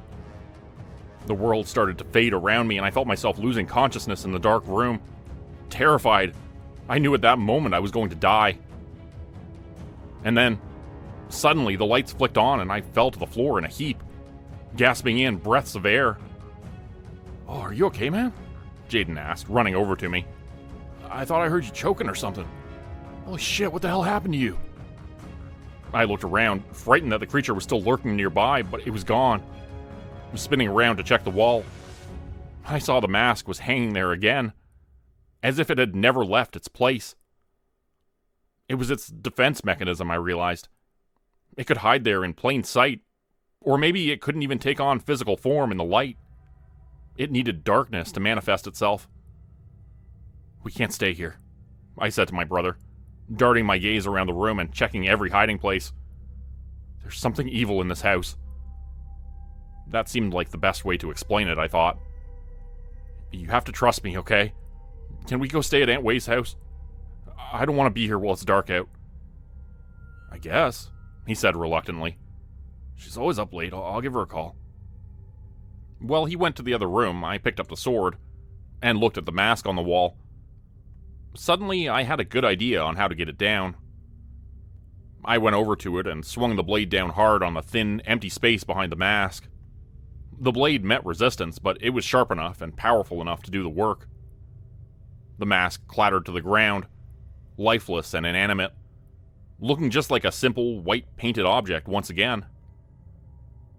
The doorbell rang suddenly, and I wondered who it could be at this hour.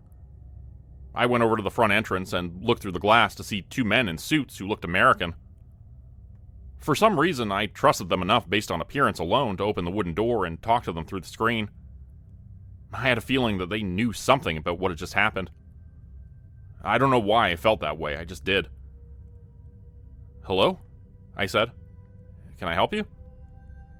"We're looking for Leon Knott, or his closest surviving relative. We have reason to believe that..." He stopped speaking and saw the sword in my hand. I had actually forgotten I was holding it. "Oh, sorry," I said. "I was sorting through family heirlooms. It's not what it looks like." But then I noticed the black, tarry stain on the blade. Like blood, but darker. "I think it's exactly what it looks like," the man at the door said.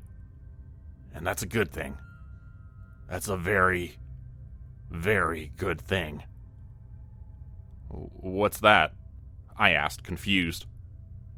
The two men turned to walk away, looking like they had accomplished whatever they'd come to do. "Hey," I called after them, opening the screen door. "What the hell's going on?" A gentle rain began to patter down as they walked down the driveway to their car. But one of them stopped for a second to look back at me. And he called something out to me that I will remember forever. "You have a very important job now, Mr. Knott. You have accepted a responsibility that even we are not able to fulfill. Good luck. You will certainly need it." He paused as if remembering something, and asked me one more question. "You have a girlfriend, right? Does she want children, Mr. Knott?" "Yes," I called back. "She talks about it all the time." "Good. You should have children, Mr. Knott. At least one should suffice. To keep the bloodline intact." With that, he got into the car, and the two men drove away in a hurry, as if they couldn't get away fast enough. I went back inside and picked up the mask, examining it in my hands. There was no black, tarry blood dripping from it, but it still remained on the blade, and I went into the bathroom to clean it off in the sink. It seemed important to keep the blade clean now, to keep it ready. When I went back out to the living room, Jaden was waiting for me, looking ready to leave. His eyes widened when he saw me carrying the mask and watched me put it into my bag. "Hey, you managed to get down from the wall," he said, not quite laughing, but almost. "How'd you do it?" I thought about this for a moment before saying, "I guess you just need a special kind of blade." It's been a decade since that day.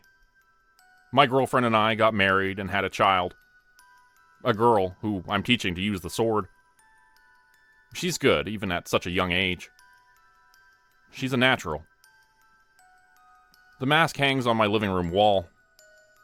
Not for display purposes or to show it off like a trophy, but so I can keep a close eye on it and watch for any changes.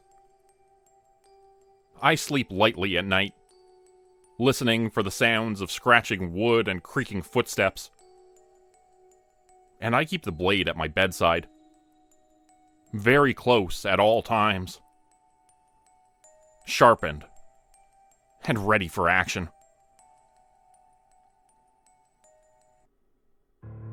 I was on a hike through the forest when I saw it. The camera was sitting on a large boulder, as if it had been left for me to find. I approached it hesitantly, looking around to see if there was someone nearby. Maybe someone had set it down and forgotten about it. But there was nobody around. The hiking trail was quiet and abandoned that day. A Tuesday afternoon in January isn't exactly the busy time for these places after all. But I was bundled up and dressed for the weather, my insulated boots keeping me warm and dry on the cold, snowy day. I stood there for a while, looking around to see if someone would come back for it. Part of me thought I should just leave it there, but it was an expensive-looking camera. On the side, it said SLR. Not knowing much about cameras, I had still heard of those initials before, and it struck me as being worth quite a bit of money. Not wanting it to get destroyed by the cold weather, I picked it up, thinking maybe I would run across its absent-minded owner further down the path. Surely they would be happy to have it back. But when I picked it up, I saw a tiny yellow sticky note attached to the bottom of the camera. On it were the words, "Finders Keepers," and a smiley face beneath that. Did that mean whoever it belonged to wanted me to take it? I took off my gloves and realized the camera didn't even feel cold, as if whoever had left it there had done so just recently, in the last few minutes, after taking it out from its case.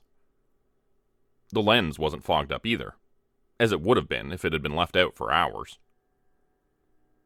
Never one to pass up a free gift, especially one that I could sell to make half my rent payment, I took the camera and continued on my hike. It was a decision I would come to regret more than any other choice I'd made in my life. Later, I would lose sleep thinking about what could have been if I just walked away and left it there. What would my life have been like? But of course I'll never know. Because I took it, and pretty soon I was holding it up to my eye and taking pictures with it. The pictures didn't look right, though. They were too dark, for one thing.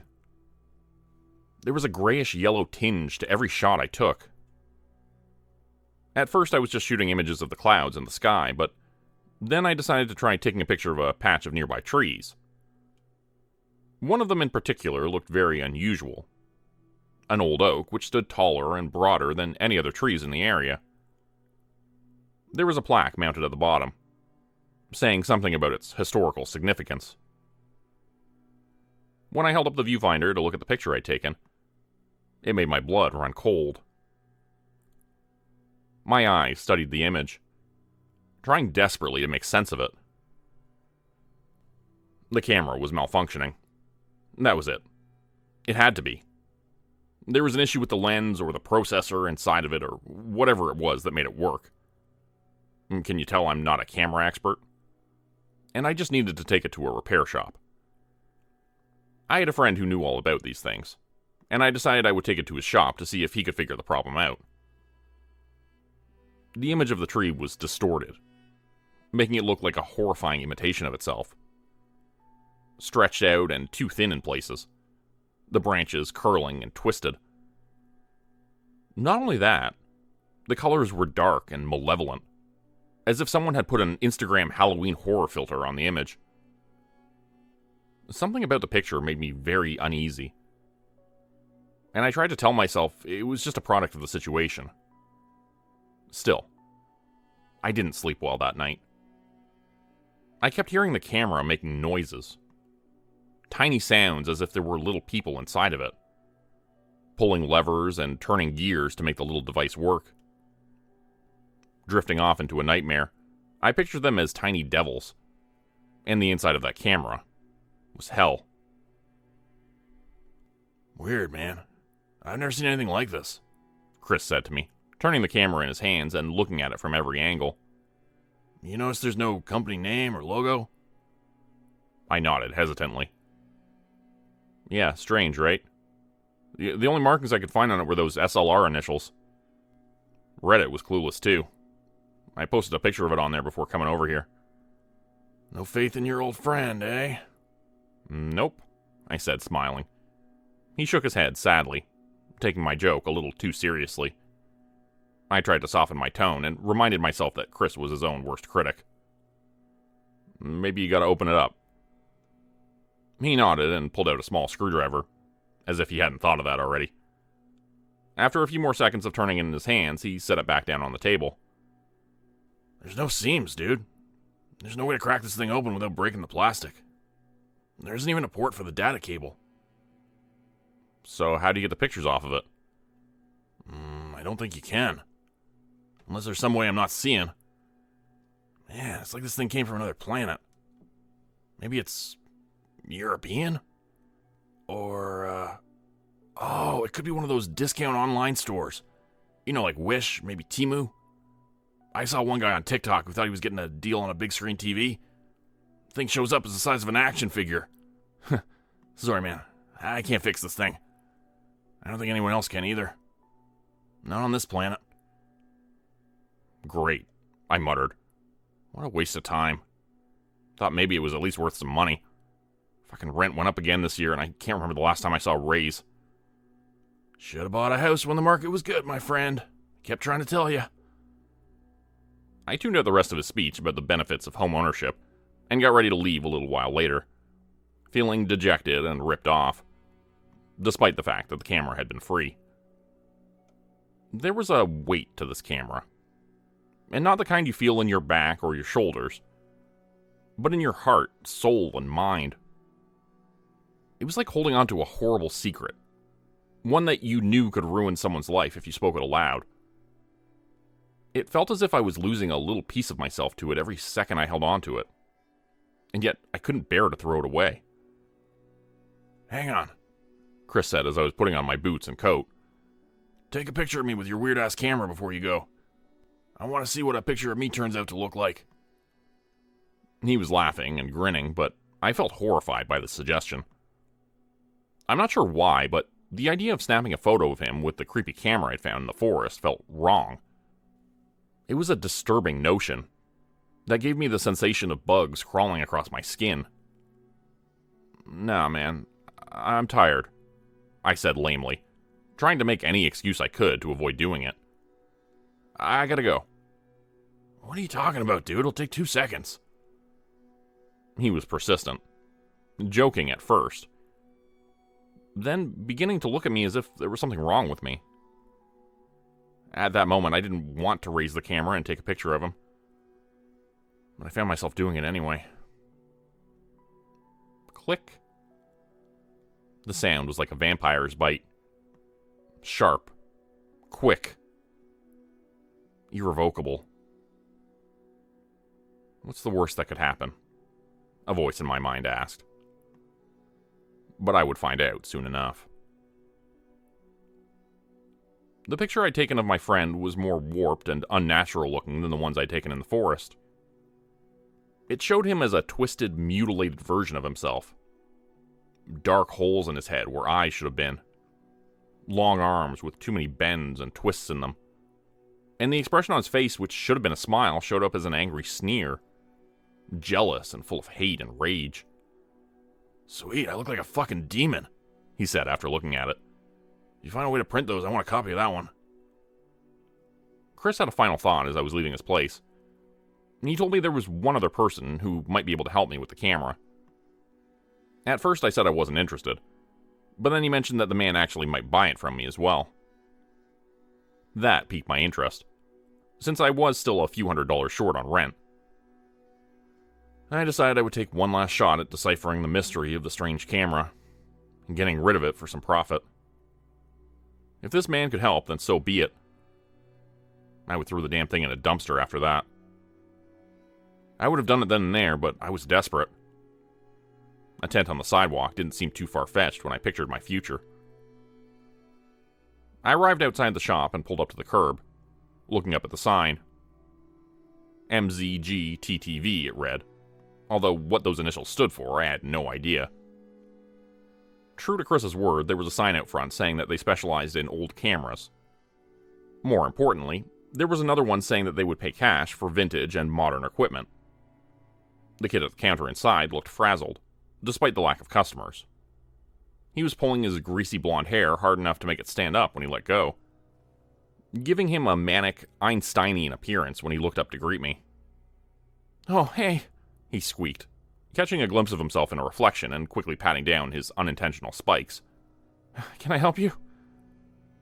The way he asked the question gave the impression that he would be quite happy if I just told him I had the wrong address and walked out the door. The kid looked nervous as hell, and more than that, scared. "Hey, I'm looking for Colt.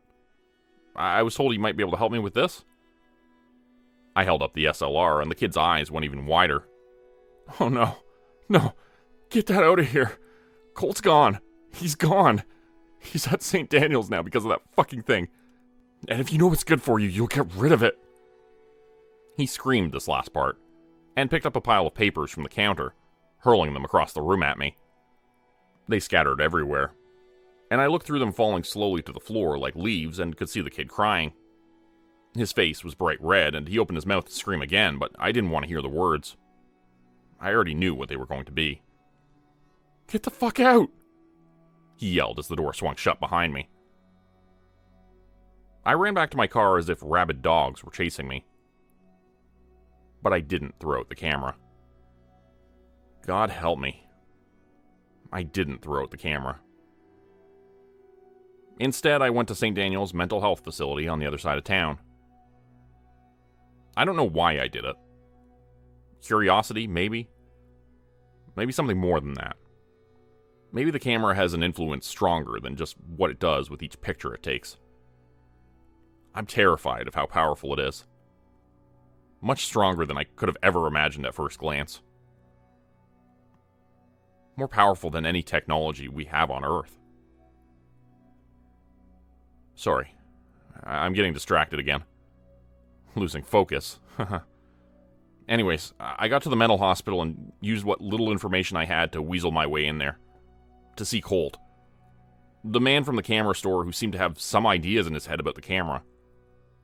I didn't want to show it to him right away, afraid of how he might react, so I kept it tucked away as I sat across from him in a lounge, surrounded by other patients playing games and watching television on a fuzzy screen. I'd lied to get in, making up a story about being his nephew. "Colt," I said, trying to get him to look at me. "I'm a friend of Chris's. I need to ask you about..."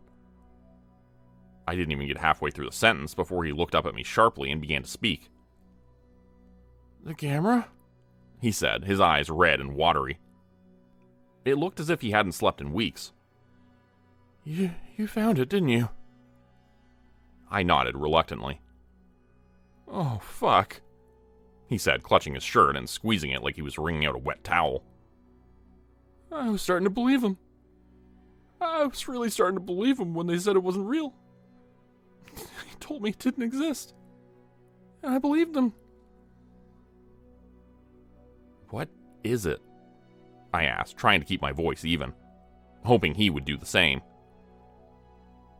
He took a few seconds to look around, as if to make sure no one was listening. "You still haven't figured it out yet?" he whispered. "You still don't know?" I shook my head, no. His eyes went wide as he seemed to consider something. "How many pictures have you taken?" Did you shoot any people with it? A nurse's head jerked up nearby at our conversation, and she began to walk over, looking angry. Just one person, my friend. I took a picture of him with it, I said, hoping these words would reassure the nurse that we were just talking about a camera, not a gun. But she looked even more pissed off at the mention of photography than firearms. She was marching over and stood looking down at me. Her face was red and angry at first, but then she looked at Colt and her expression softened. It's okay, Colt. It isn't real. The camera isn't real. She grabbed my arm roughly and told me to get the hell out, using a few other choice words and phrases about how I was disrupting his recovery and reinforcing his delusions. A minute later, there was a security guard standing in front of me, saying he would escort me out. He looked like he could play linebacker for the 49ers, so I didn't hesitate to go with him, worried what he might do to me if I refused. I heard Colt screaming as we left, calling out and kicking something over.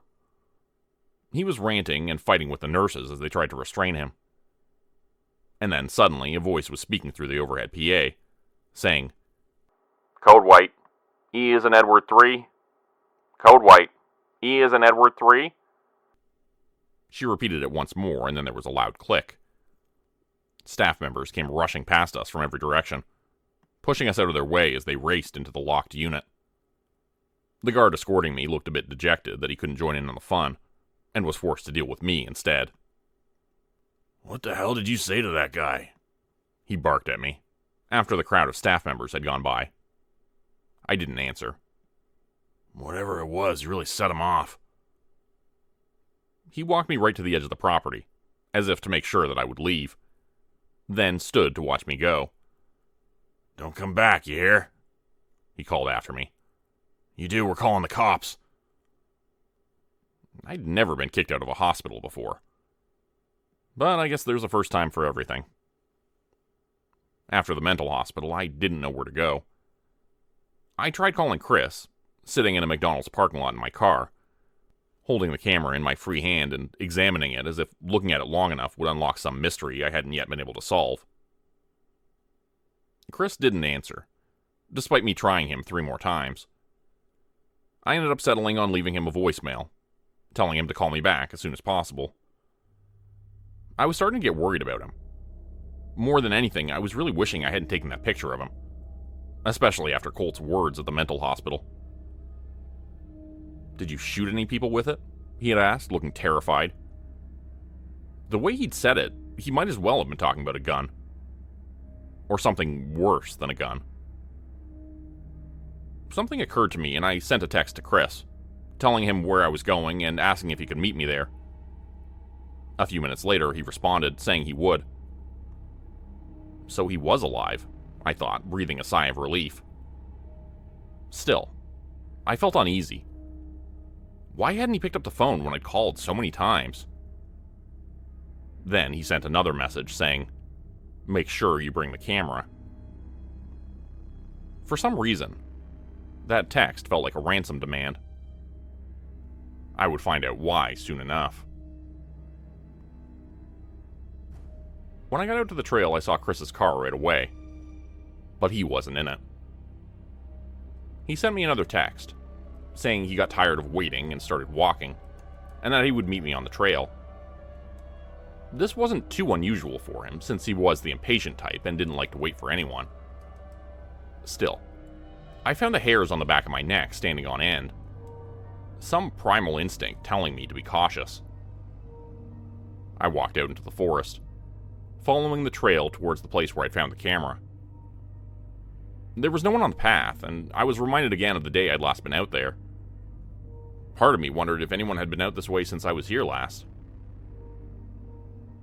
The answer to that was no, I realized, as I came upon the place where I'd taken the first pictures with the strange camera. If anyone had been out this way, surely they would have reported this to the authorities, or to the press, or to someone. Every single place where I'd taken a picture with the camera, it was transformed. Even the sky off in the distance looked bruised and permanently darkened, that malignant shade spreading visibly wider by the second. I felt a cold sweat running down my brow as I turned around and looked at how the forest had changed.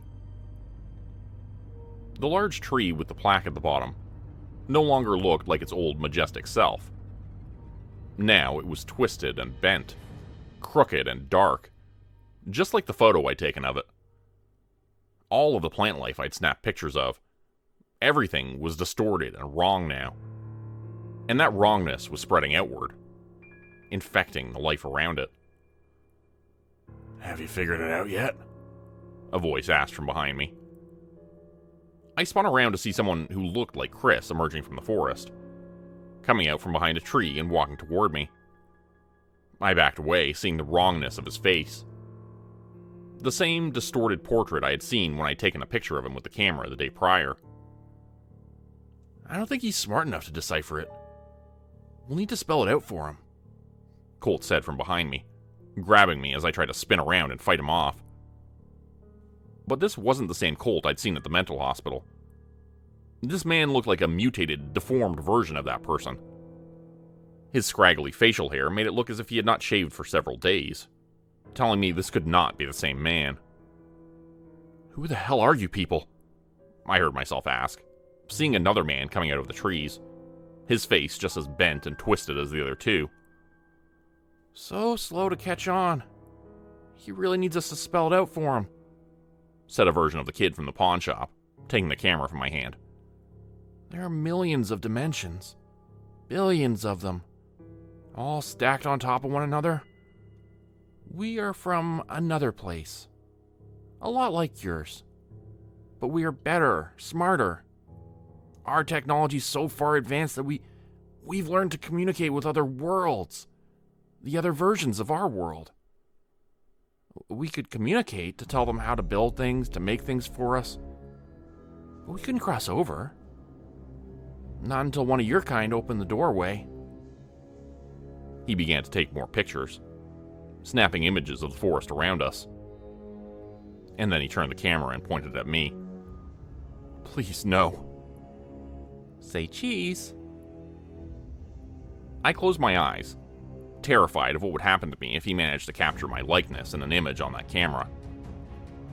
If he did, there would soon be another version of me standing here, looking to take my place, looking to create more portals, more gateways to that dark world.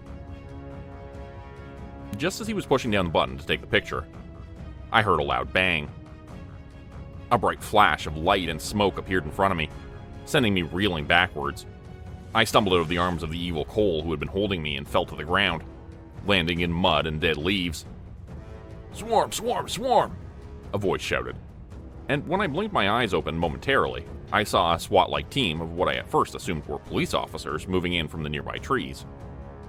A helicopter was hovering above, and several more men and women in body armor were rappelling down on ropes landing all around us.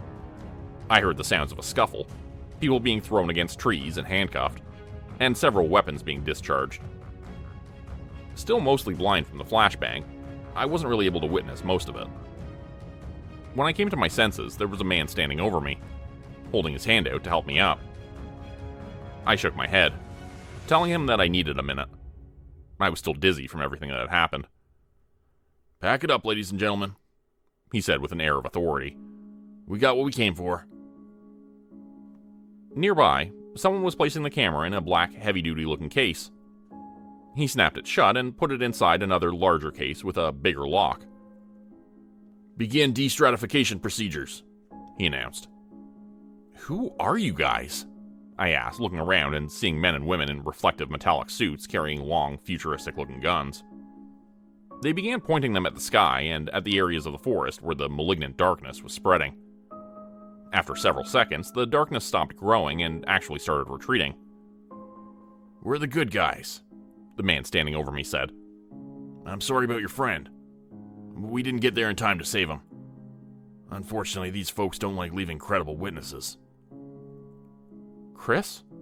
I asked, feeling like the world was suddenly spinning twice as fast as before. He's dead? I'm afraid so. He tried to contact you against their wishes and they killed him. He was trying to warn you. I shook my head. He was all so crazy. How could I ever explain this to anyone? Who would ever believe it? Please sign this form indicating that you will never tell anyone about the events which happened to you recently involving this object, the man said, holding out a form for me to sign. What if I don't want to? I asked, feeling uncooperative. Well, then you won't get this check for $10,000 with your name on it. A finder's fee for the discovery of this item. Standard payment amount, but only for those willing to sign the NDA. I sighed, feeling like I might as well get something out of all this madness. The camera was gone anyway, and that was a good thing. I was glad to have it out of my life. Sure, I said eagerly, taking the pen and clipboard. 10 grand will pay my rent for a year. I'm sure Chris would have wanted it this way. Except for the whole part about him being dead. The man scrunched up his face in a frown and examined my signature, then handed me a check. I looked at the payer line, trying to figure out who the hell these people were. All it said was, the organization. And when I looked up, they were gone. Things were difficult after my wife and I split up. I left our apartment and car with her, as well as our 10-year-old cat, who I bitterly miss. It was hard to leave, and even harder trying to find a place to live. After a few weeks of couch surfing, though, I moved into an elderly woman's basement, upon seeing an ad she had posted for it online. The basement was cold and neglected, filled with spiders whose webs I began to notice more and more frequently.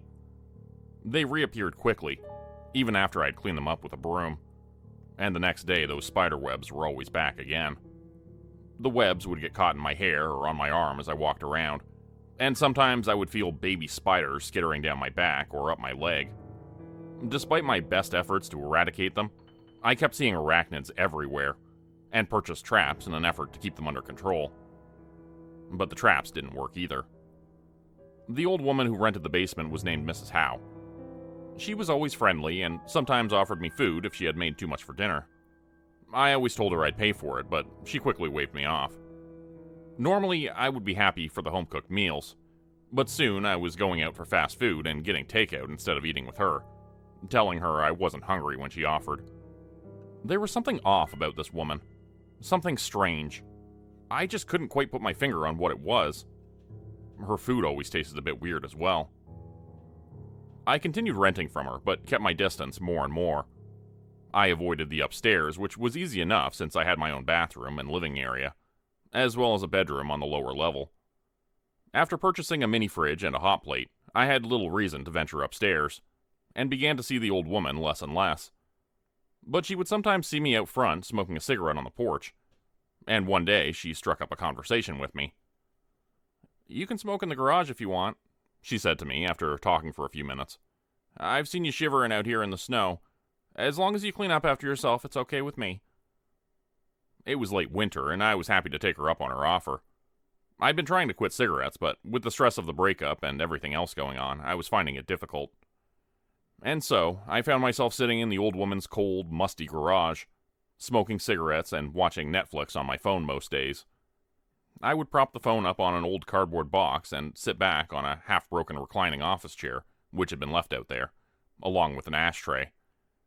The back of the disused chair poked uncomfortably into my spine, in a poor effort at lumbar support, and I used that pain as an excuse not to linger out there for too long.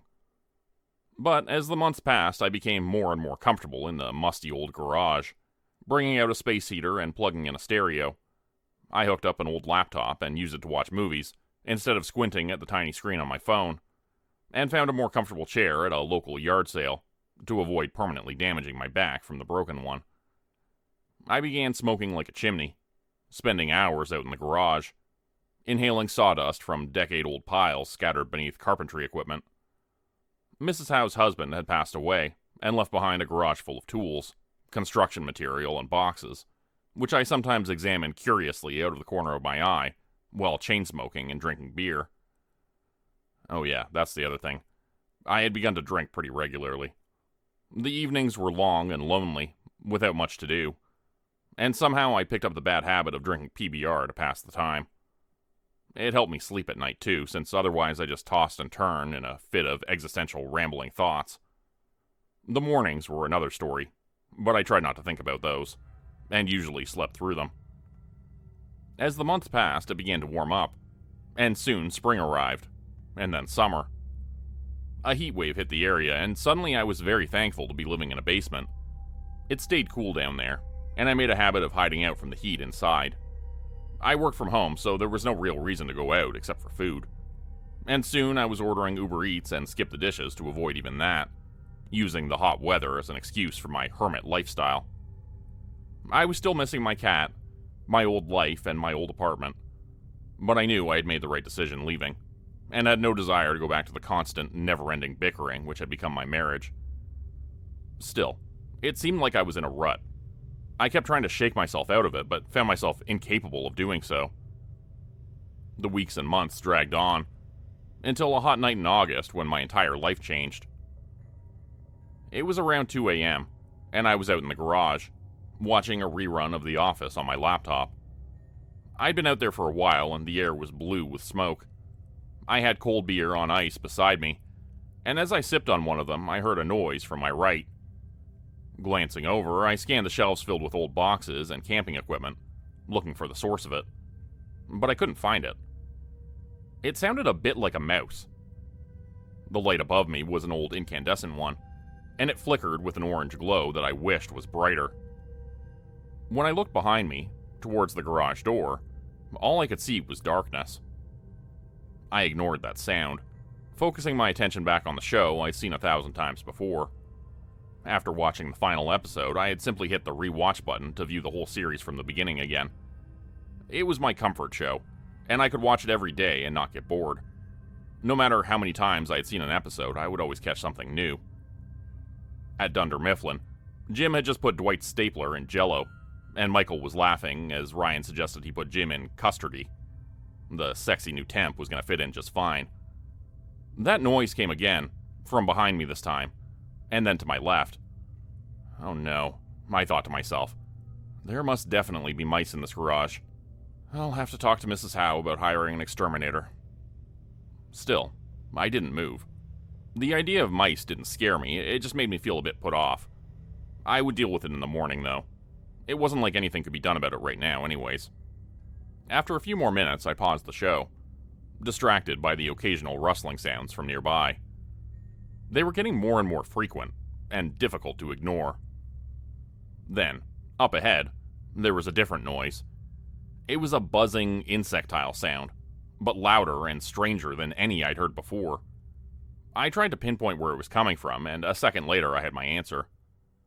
There was a box straight in front of me, under the incandescent light. It was stacked underneath another box, which looked like it was heavier and was crushing it beneath its weight.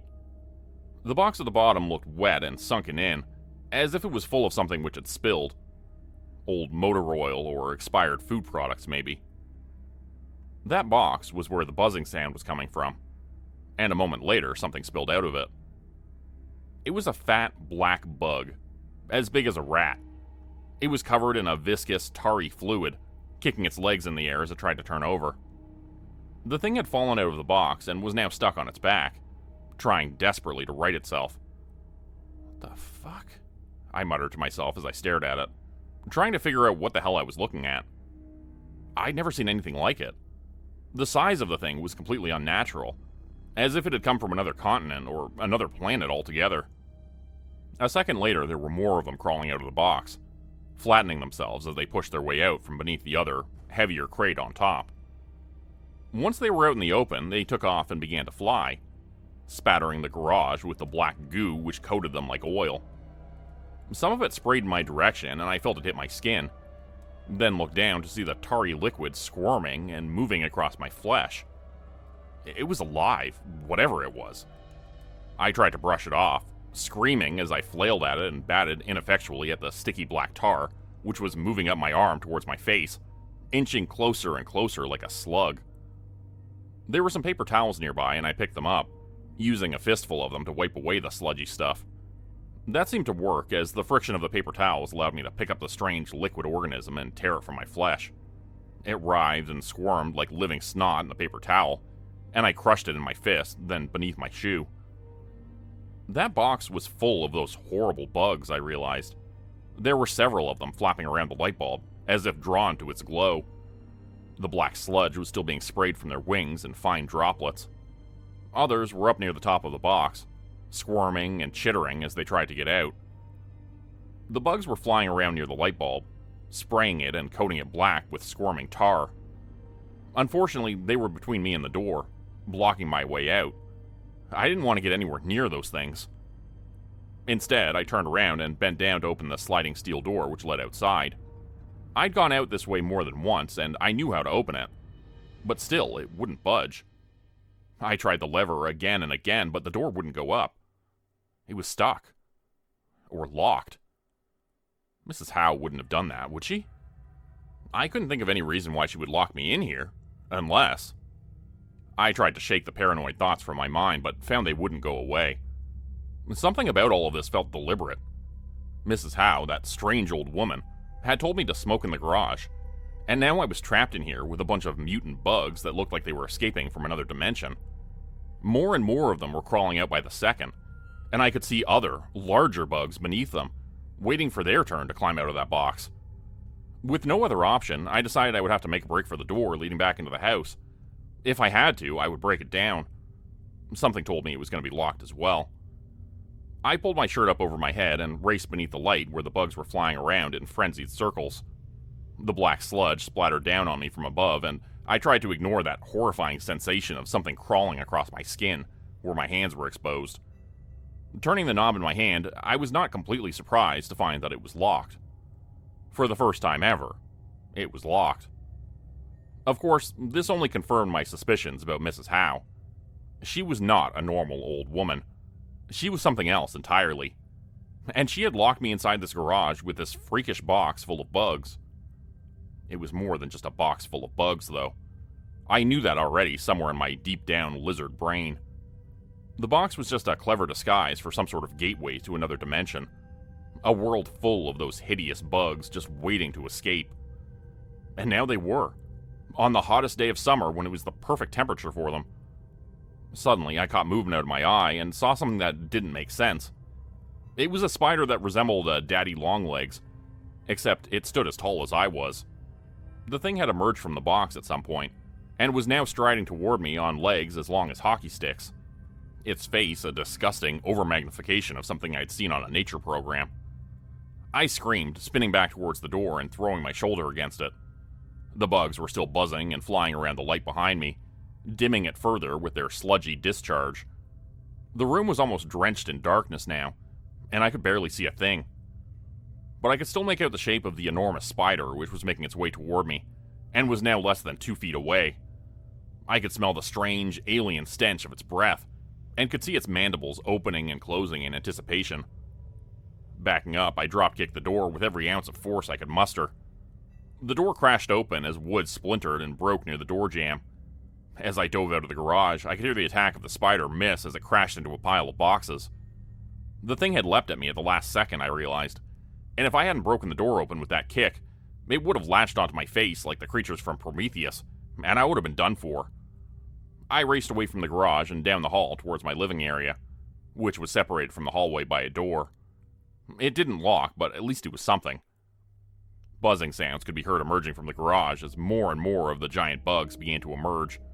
I made the mistake of turning around and saw cockroaches the size of Rottweilers, and millipedes as wide as telephone poles, their bodies trailing off out of sight.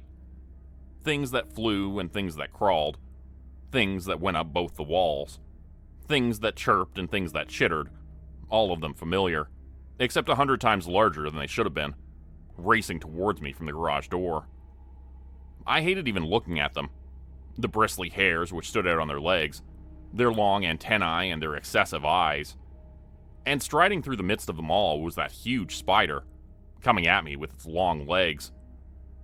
Slamming the door shut, I held my body weight against it. Then I pulled out my phone and called 911. The only problem was, when I told the operator what my emergency was, she hung up on me, telling me to call an exterminator. Apparently the police aren't concerned with mutant bugs. But then again, I guess she probably thought I was exaggerating. So I did a quick Google search, holding the phone shut with my backside as the weight of 100 giant bugs pressed up against it. I could see their legs reaching beneath the door, trying to get in. Shuddering, I looked back at my phone. I needed to focus. I had to get help before Mrs. Howe realized I had escaped. Maybe she already had realized and was coming down here to finish the job. Exterminators seemed to be plentiful in the city where I lived, so I quickly selected the first one with the top rating. Secure and contain pest control. They guaranteed full protection from all insects, large or small. I just hoped they were serious about that promise, because I was going to be putting their skills to the test. I quickly dialed the number, and a man with a gruff voice picked up. Secure and contain pest control, he said. How can we assist you? I need help, I nearly screamed. The only thing causing me to keep my voice down being the presence of Mrs. Howe nearby. There are bugs in the basement where I'm living. Huge bugs, like bigger than you've ever seen. Can you get somebody over here right now? Please? I'll pay you double your rates. Triple. The man only hesitated for a second. What's your address? He asked. We'll be there in 5 minutes. I told him, and before I could even finish speaking, I heard the dial tone again, as if he already knew where the house was. The next 5 minutes were the longest and most terrifying of my life. Not only were the giant bugs insistent on trying to get in, but Mrs. Howe was soon outside as well, twisting the door handle and turning it with more force than I would have thought possible. Let us in, she kept saying over and over again. There's so many of us, and we're so hungry. Finally, it stopped when I heard the door crash open on the main level. No! The old woman screeched from just outside the door, and then I heard the floorboards creaking as she moved away from it. It sounded like her footsteps went up a nearby wall, and I heard her walking away across the ceiling. Help! I yelled, hoping the pest control people could hear me. I need some help down here! Footsteps could be heard racing toward me, and then muted voices were speaking just outside. Stay where you are, someone announced. We'll let you know when it's safe to come out. I was just happy they were there. I didn't want to scare them off, but I had to tell them about Mrs. Howe, for their own safety. Guys, the homeowner here, she's not completely stable, I said, trying to be truthful without scaring them out of the house. If you see her, maybe just call the cops, okay? After a few moments, one of the men replied. We are familiar with Mrs. Howe, from previous visits. Several long minutes later, the door opened and the men let me out of the room. I could have hugged them with gratitude, but settled for a handshake. I noticed there were no signs of giant mutant bugs anywhere, as if I had imagined the whole thing. But I knew I hadn't. Holy shit, guys, thank you so much for saving me, I said. I don't know what the hell those things were or where they came from, but man, you guys are miracle workers for taking care of them as fast as you did. Hey, that's what we do. Secure and contain pest control. Your protection is our guarantee. The other guy looked at me a little suspiciously. Are you alright? I'm surprised you'd call sounding so upset over a few spiders. I mean, yeah, the problem was pretty bad, but not as scary as you made it out to be. Hey, go easy on him, the other guy said, winking at me. Those daddy longlegs can be pretty scary, especially when they're fully grown. The two men left before I could say another word, and I followed them up to the front door, looking hesitantly around for Mrs. Howe. I don't think you'll see her again for a while, the friendlier of the two exterminators said on his way out. Mrs. Howe likes to travel. Don't be surprised if she disappears and you need to find a new place to live. I nodded, too stunned to respond. It didn't make sense. None of it made any sense. How had they not seen the giant bugs? Or had they seen them and they were just covering it up? And if so, why? I went upstairs for the first time in a long while. Searching the upper level, I couldn't find Mrs. Howe anywhere. But I did find some other things. Boxes and boxes filled with bones. Previous tenants, I guessed. The owners of the old ashtray and the broken office chair I found in the garage. Mrs. Howe had killed not just one, but several people by the looks of it. All I had to do was count the skulls to know for sure, and I found at least 8 of those. Some were fragmented and broken, making it difficult. I suppose I should have called the police right then and there, But something compelled me to continue searching, and to go into her bedroom, to see what was inside. When I opened the door, I almost screamed. I thought it was her at first, laying on her bed with her arms folded across her chest, looking asleep or dead maybe. But then I realized it wasn't actually her, but a husk of Mrs. Howe. A white, crusty, translucent shell in the exact shape of her form. And on her face was a wide grin. It reminded me of how a snake will shed its skin, or a crab. As they grow larger and larger, they outgrow their outfit, so to speak. Was Mrs. Howe getting bigger? God, I hope not. She was already terrifying enough as it was. I didn't want to think of a 10-foot tall version of that crazy old bat. I slammed the door shut as if there were a ghost inside, panting as I stood there for a second to get my bearings. What the hell should I do? I wondered. I can't stay here. Sure you can, a voice in my mind replied. A voice that really didn't sound anything like my own thoughts. Who is that? I asked in my own head. Instead of words, I saw an image flash before my vision, as if someone were playing a movie in my mind, but I had no control over it. I saw that black tarry sludge being cast off by the flying bugs in the garage. I saw some of it land on my arm and begin to squirm and crawl up towards my ear. And then I saw it go inside. What the fuck are you? I asked the thing inside my head. And again, I saw images. A dark pool of living water, black as the night sky. An ocean of that dark, sticky stuff, squirming and writhing and looking for somewhere to go. On a nearby shore, I could see 1 trillion giant insects, their bodies pressed up against each other, standing still, as if waiting. Up above that dark ocean was an alien sky, where 3 moons could be seen with the same crescent shape cast upon them. Then a voice spoke back to me in my head. The question is not what we are. The question is, what are you? After a few seconds of thought, I replied, I'm me, I answered back, aloud. No, the voice said back. No, you are food. A welcome feast for an army. TJ was the one who first told me about the painting. He said it showed up in his house one day, as if it appeared out of nowhere. He came home from school and found it hanging on the wall in the entryway. As he was taking off his shoes, he looked up and it was just there. He didn't say anything about it, since there wasn't anyone around to say anything to. But he did think to himself, what a creepy fucking painting. It was a painting of a clown, dressed in white with blue tufts of hair sticking out of the sides of its head. He was grinning broadly and was flanked on either side by smaller, childlike clowns. The grin on the face of the clown was the creepiest part about the whole thing, since his head was turned slightly to the side, but his eyes were turned to look at the viewer. It gave the impression of someone who is secretly predatory, a murderer masquerading as a kind face.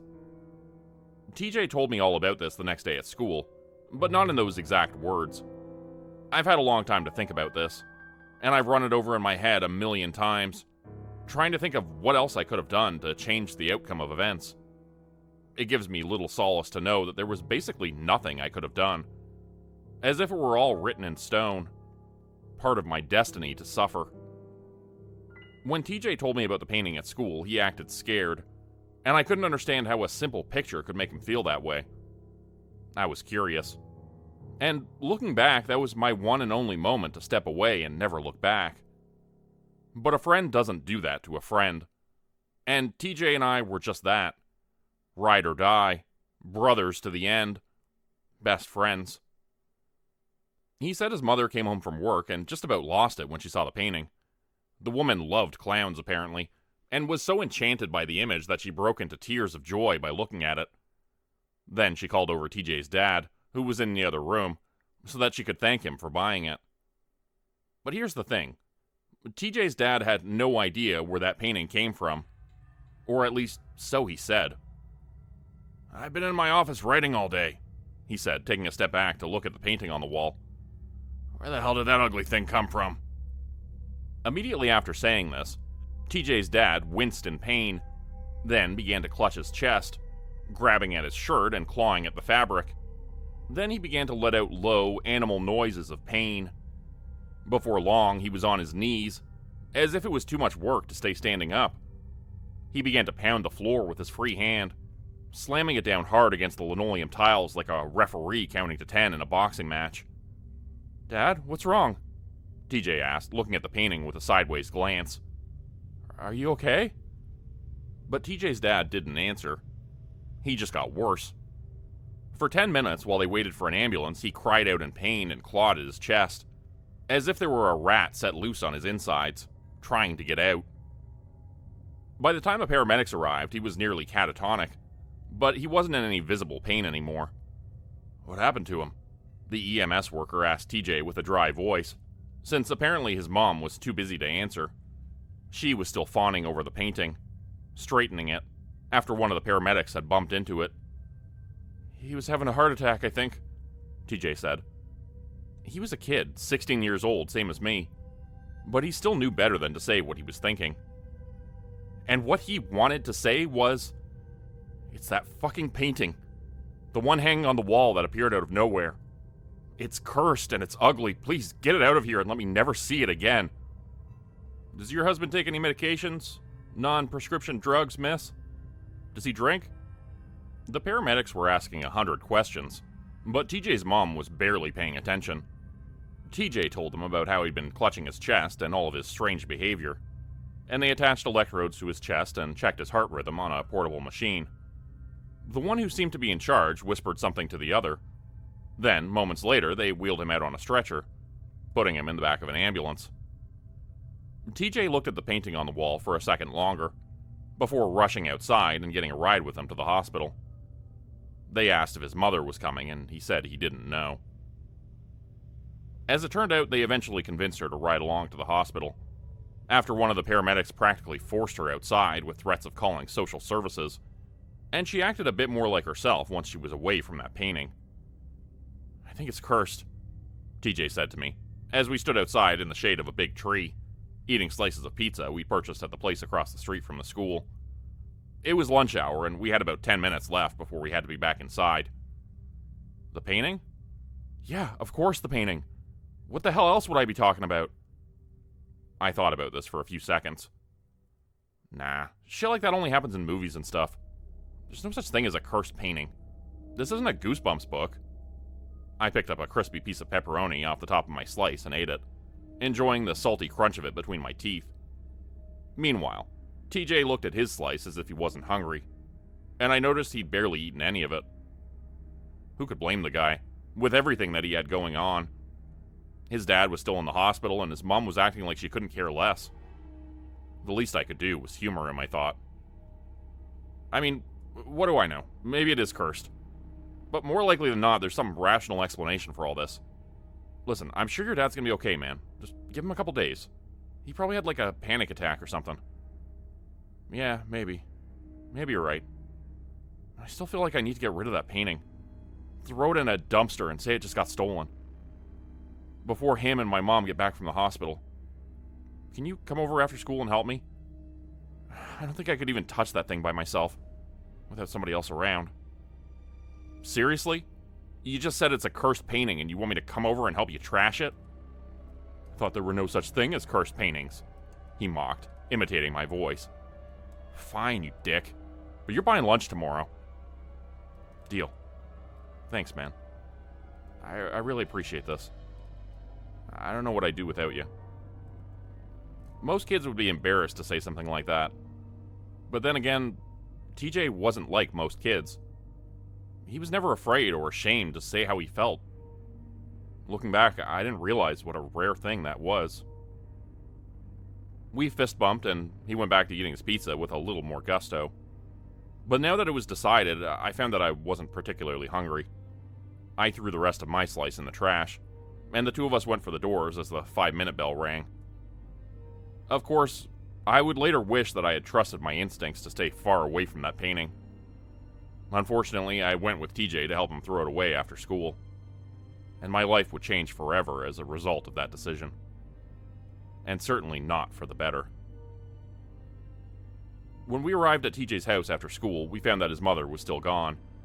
He wouldn't have to fight her for the painting, at least, which was a good thing, since she clearly had some irrational attachment to it. "That's it," he said, gesturing to his right as we entered the foyer. As if he had needed to say anything. The moment I walked in, I immediately thought to myself that it was exactly what a cursed painting should look like. There was no denying its aura, and the creepy vibe that came from just looking at the thing. It felt like the clown was alive, and was looking right at me out of the corner of his eye, sneaking a glance at me as his devil children stared straight ahead, taking both of us in. "Okay, let's take it down," I said, my voice coming out as a whisper. TJ took a moment to gather his courage. Then he pointed to the right side of it. "Okay, you get that side." I reached up and grabbed the gilded edge of the frame. The second I touched it, I was overcome with revulsion, as if someone had just thrust a slimy snake into my hands and told me to hold on to it for a while. Looking at TJ, I saw his eyes were wide and scared. "Did you feel that?" I asked, and he nodded his head. Neither one of us stopped what we were doing, though. This just confirmed our suspicions. The painting was evil. The unpleasant physical sensation when you touched it was undeniable. After gingerly removing the painting from the wall with TJ's help, we went straight for the door, and I looked up to see my friend's face was as white as a ghost, and dripping sweat. He was terrified, and so was I. "Hang on," he said suddenly. "Set it down." I obliged, and we lowered it onto the carpet. Then he ran into the kitchen and began rummaging through the cupboards. "What the hell are you doing?" I asked, glancing down at the clowns out of the corner of my eye, and wishing I hadn't. It felt like their eyes were moving, watching me, angry. "Hurry up, man." "Why'd you leave me alone with this thing?" I wanted to say. Finally, he came back waving a black garbage bag, which he wrapped around the painting. "There, now we don't have to look at it," he said triumphantly. I had to admit it was a great improvement. We walked down the street carrying the painting, and I asked him where we were taking it. "There's a dumpster at the corner store. We can throw it in there. That way my mom will never find it." The corner store was 2 blocks away, but considering our options, that wasn't a bad idea. I shrugged and continued marching along, carrying one end of the painting while TJ led the way with the other. We got a few odd looks on the way to the corner store, but nobody stopped to ask us what we were doing, and nobody accused us of robbery, as I pictured happening in my mind's eye. Instead, we arrived at the convenience store several minutes later. As I opened the dumpster lid, several kids from school came around the corner. They were seniors, and the type of guys who like to get into fights just for fun. I tried to avert my eyes, but it didn't seem to matter what I did. "What are you turds doing?" one of them asked. He was carrying a can of spray paint and wearing a leather vest. "Let me see that," another one with a blue mohawk said, grabbing the painting from my hands. "What's this? Did you do a little naked painting of your friend here?" They ripped the garbage bag off the clown painting as TJ tried to object. All of them burst out laughing and pointed at it, as if it were the funniest thing in the world. "Guys, listen, that thing is dangerous. You really shouldn't." But it was too late. One of them said something about the painting, and the other two quickly started laughing and making their own jokes.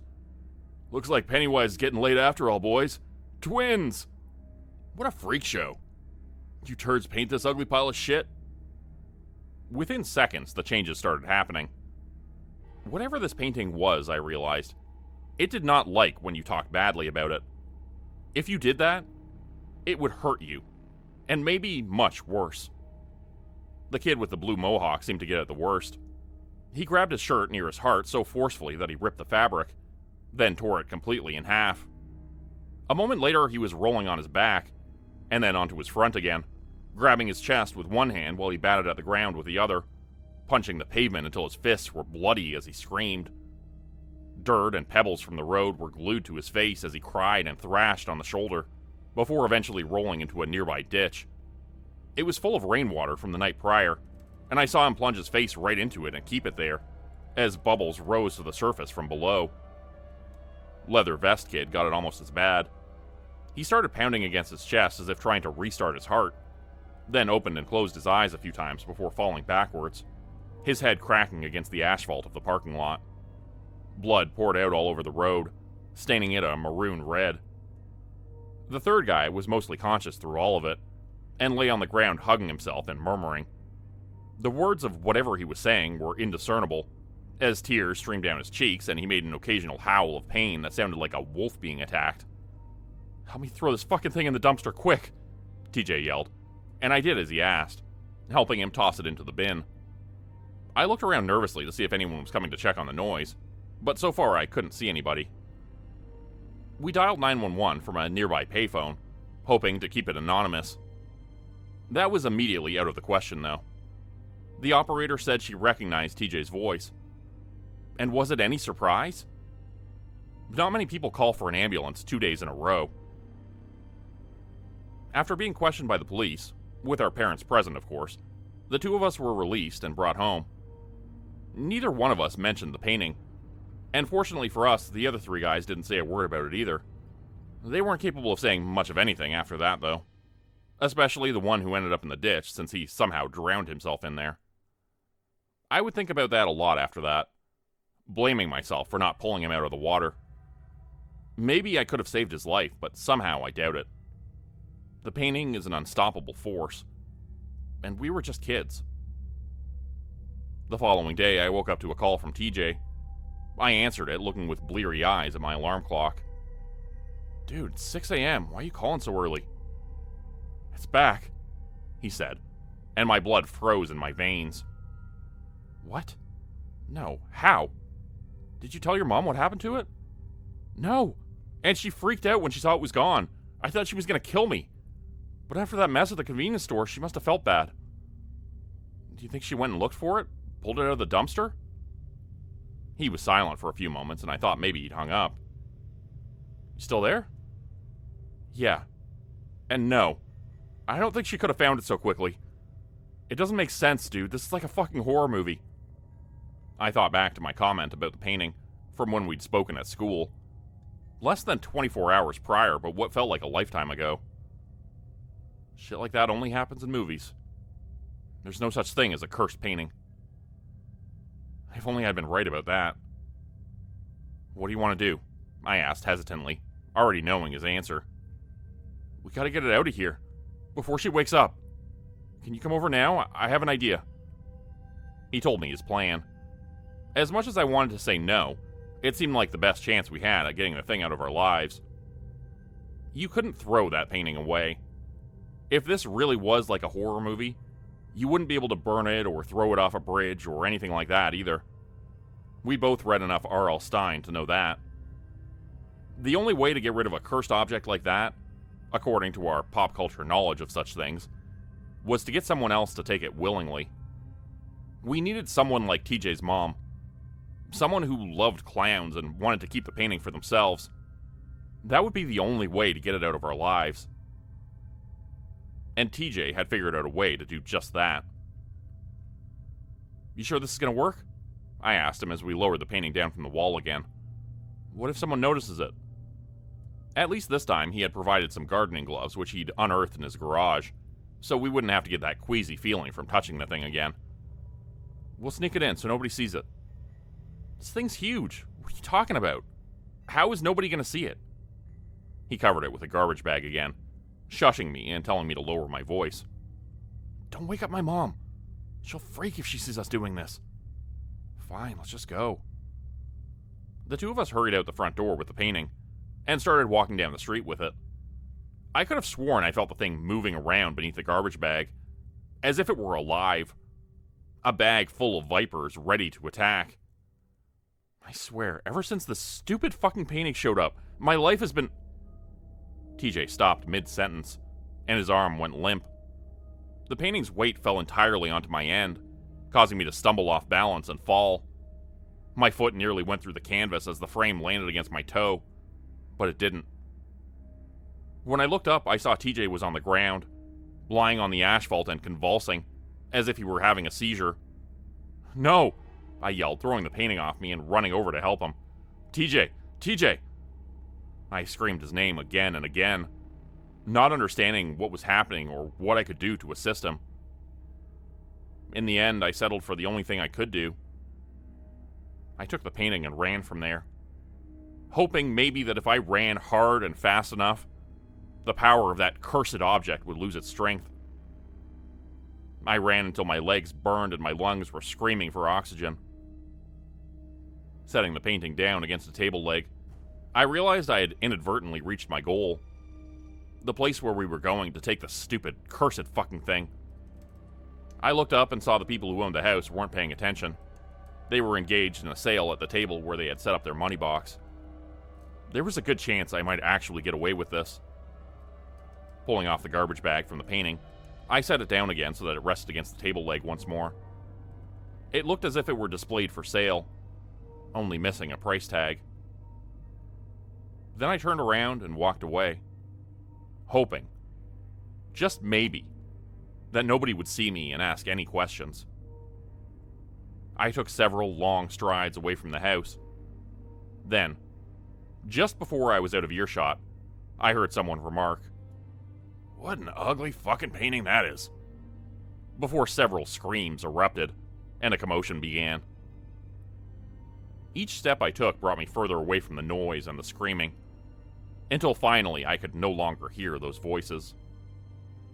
I just hoped that someone would take that painting and I would never see it again. As it turned out, I wouldn't. But that didn't mean I got off without consequences. TJ was okay at first, and he told me I'd done the right thing. I thought for a while that maybe I'd saved him.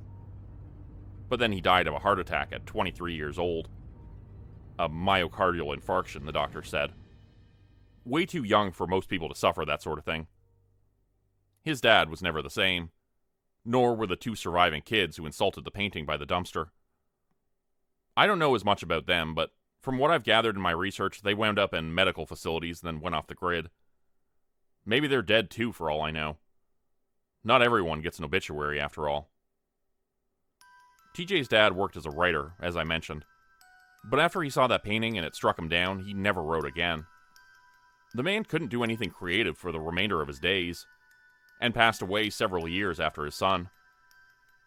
TJ's mother lived a long and happy life, and is still around to this day. You might ask why I still care. Why do I still bother to follow these people's lives? And why do I research what happened to that painting? I followed its travels up until its mysterious disappearance to a lab somewhere, probably secured by a government agency once they figured out its true nature. Well, the problem for me is that I spent a lot of time around that painting, and I had a lot of negative thoughts toward it. I never said anything out loud, but maybe you don't have to. Maybe it knows what you're thinking and it could come after you anyway. It didn't happen right away. Like with TJ, it took time. The doctors have given me a few different options, but none of them sound great. They say it's a rare heart condition, that I've only got a little bit of time left if I don't decide on an option soon. And even then, I probably don't have much life left to live. Somehow, I don't think it matters what I do. After all this time, that painting is finally coming for me. All these years later, I know that fucking clown is gonna get the last laugh. Item number: SCP-9877. Object Class: Euclid. Special Containment Procedures. SCP-9877 is currently held within Storage Level X4G, in the Absolute Zero AI Nanoparticle Containment Center. Clearance must be obtained from upper-level Foundation management before any inspection or testing can be completed. Due to the volatile nature of the anomaly, containment standards are enforced at all times. Those found violating these practice standards will be barred from further entry, and their clearance level within the AI Nanoparticle Containment Center will be up for review. It goes without saying, due to the extremely volatile nature of SCP-9877, that following these accepted procedures is the only way to protect the anomaly. And, more importantly, it is the only way to protect us from it. Description: SCP-9877 is an object of super ancient origins, which is believed to have been built by an advanced civilization predating modern society. It was discovered in an underground cave located during excavation Operation C-975. The object is similar in appearance to a standard vinyl record player, but it is roughly 1/16 the size of a typical stereo. Initial assumptions about SCP-9877 were that the object was benign in nature, and was likely used for entertainment purposes when it was operational. Containment was temporarily achieved following excavation, with minimal effort by Foundation personnel, who believed they understood the object to some extent. They were wrong. SCP-9877 was cataloged in accordance with typical benign object protocol, secured in Foundation Quadrant A-147 with 2 guards stationed outside. A camera was situated in the corner of the room to monitor the object. Sensors monitoring for potential sounds, vibrations, radiation, and time deceleration were placed in close proximity. After 35 hours of absolute silence and 0 notable observations, the object made a sound. It was described as a noise similar to a kettle boiling over. One of the guards, who will be referred to here as Zenith, made a call into the surveillance office to request a visual inspection. No changes had occurred according to the technician, and no audio level changes had been detected within the room. Zenith was ordered to inspect the object for himself. The second guard, who will be referred to here as Astrid, remained outside the room and within radio contact of the surveillance technician, as per protocol. Upon entering the room, Zenith encountered a problem. The object was glowing and spinning, with an increasing noise that he would later describe to similar to a 747 taking off from the runway. The room was filled with a blinding flash of white light, and Zenith suddenly found himself standing somewhere very different from where he had previously been located. SCP-9877 was noted to be situated close by, as if it had taken this journey with him. Zenith was unwittingly transported into the past. Although it is unclear precisely how far back he went, certain observations, such as the position of celestial objects, made it clear that Zenith had gone back in time more than 20,000 years. He found himself in a highly advanced city full of technological wonders. For reference, the oldest known civilization, according to mainstream historical knowledge, was the Society of the Mesopotamians, who existed in modern-day Iraq, Kuwait, and Syria, dating from 4000 to 3500 BC. Now, if you want to go back even further than that, the first agricultural society began in approximately 12,000 BC, when the Natufian culture moved on from the hunter-gatherer culture to settle in one area. This resulted in the creation of the world's first permanent village, at least according to history books. But Zenith had traveled back in time much further than that, and this ancient civilization stood in stark contrast to everything historians believe about the history of Earth. Now, some fringe historians believe that there is evidence of far more advanced civilizations than ours, which existed on Earth prior to a global extinction event, likely caused by a meteor impact or a severe climate phenomenon. This event wiped out nearly all of humanity, aside from a very few people who managed to rise from the ashes, living in caves until the atmosphere cleared of ash. These people became our ancestors, the ones who would go on to become the Natufians and the Mesopotamians.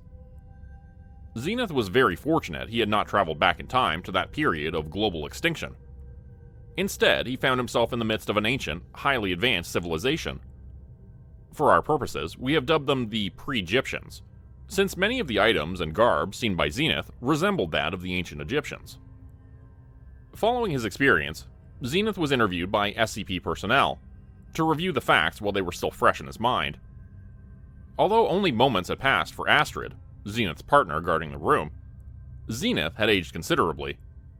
His hair was white and his face lined with wrinkles, which supported his assertion that he had been gone for more than 43 years. At first, he struggled to recall the English language to proceed with the interview, and had to relearn it to some extent in order to proceed with questioning. Once he was able to converse, Zenith was interviewed multiple times, to the point of severe agitation, as is Foundation protocol in these circumstances. Here is an excerpt from the interview. Interview 9877-124. Subject name Zenith. SCP Foundation Guard Class V. I know you've been over it already, but it would really help us out if you could tell us one more time from the beginning. We need to do this, you understand. This is the last time, you hear me? I know what you're doing. This isn't going to change my answers. Let's just wrap this up. I can barely keep my eyes open. Never thought I'd come back here. I thought I'd be there forever with her.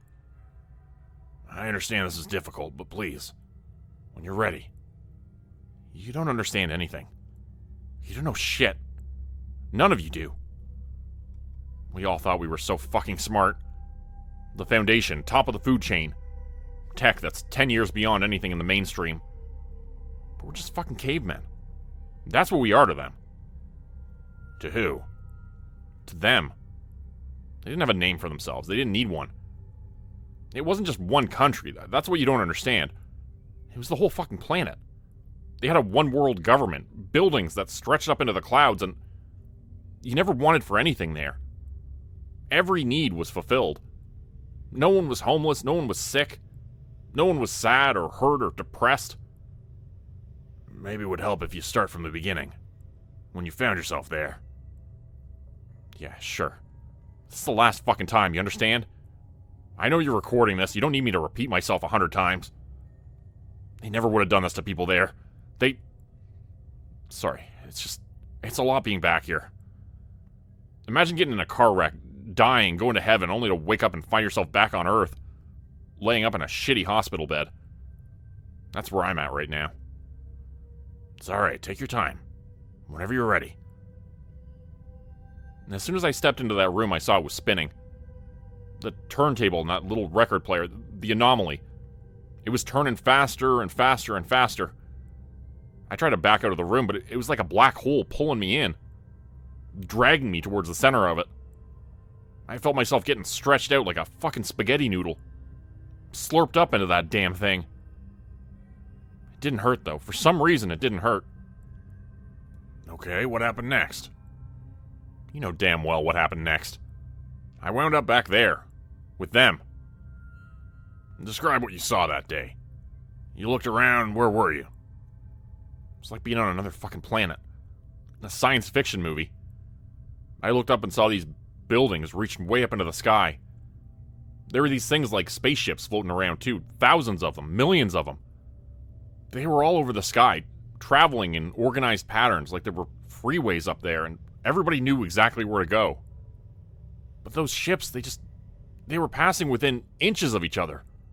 I kept thinking they were going to crash, but they always just kept enough distance not to.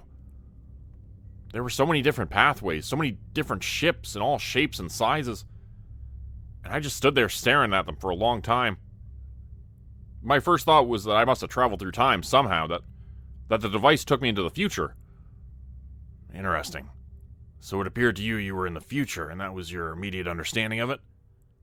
But you also said that you felt as if you were on another fucking planet, as you put it. How did you know you weren't somewhere else in the galaxy, or in the universe? How did you know you were still on Earth? The stars. I told you guys all this. I've been studying the stars since I was a little kid.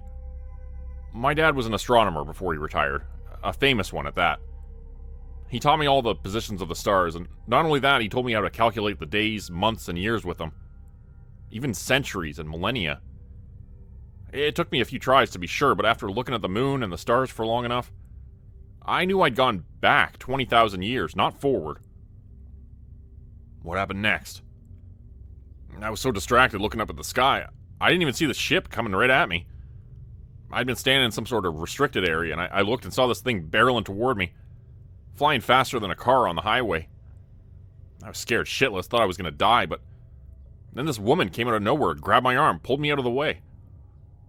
I would have died if not for her. She was yelling at me in some language I didn't understand, her face all red, and she looked cute as hell. I couldn't help but smile, and she ended up smiling back and laughing with me. She asked me a few questions and got more and more confused looking at my face and seeing how I didn't understand her. But then she saw the anomaly sitting nearby on the ground, and she ran over to it, picked it up.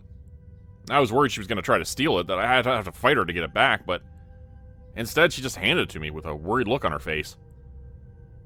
I found out later on, once I learned to understand her, that the anomaly was not one of a kind. There were more of those things out there. They used them to visit different eras in history as if they were tourists. She said the history of their civilization went on for more than 12,000 years, and they had a lot of momentous moments that people could go back and visit. But it was forbidden to use the devices to travel into the future. Although people had hacked the tech to do so, it was very dangerous. The past had been expertly cataloged, but the future was unknown. They could not foresee what someone would run into if they teleported themselves into the future. They could find themselves in the middle of a meteor impact, a global flood, or any number of unknown horrors. Sorry to interrupt, but how well did you get to know this woman? It sounds as if the two of you spoke a lot. I married her. She was my everything. She taught me how to speak their language, how to live in their society. She took care of me, helped me make it through my difficult early days there. She showed me how to navigate the systems so that I would be able to become official and live without worrying about my identity being discovered. She believed that if the authorities captured me, they would make me into a lab rat, doing everything in their power to tease out the secrets of the future from me, asking countless questions and interrogating me until I died. I see. And did you ever attempt to return to the Foundation after you figured out how to communicate?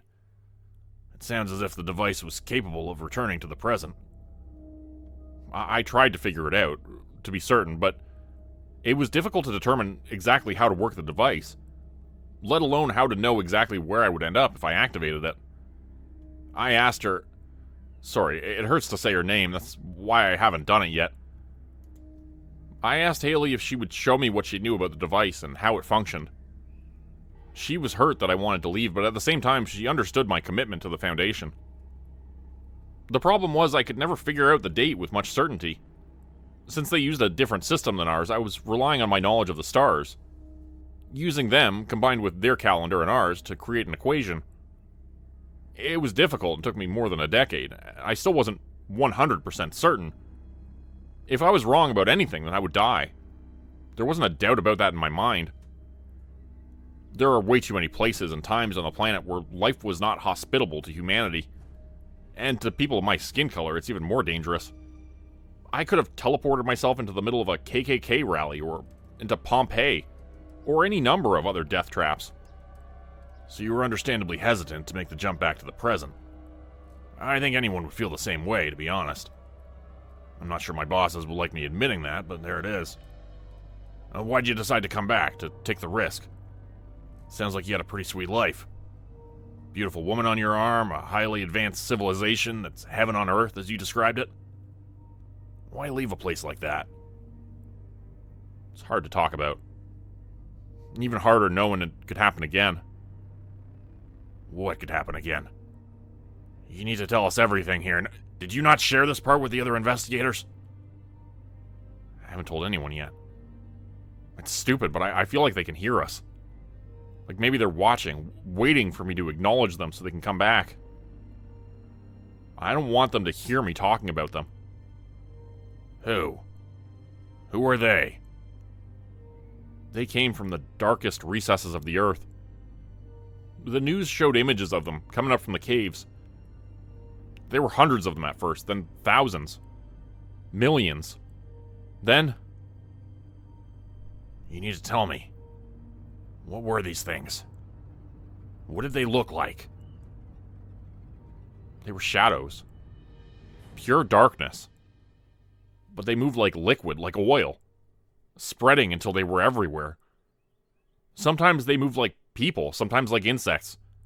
Huge centipedes as long as city buses, as long as trains.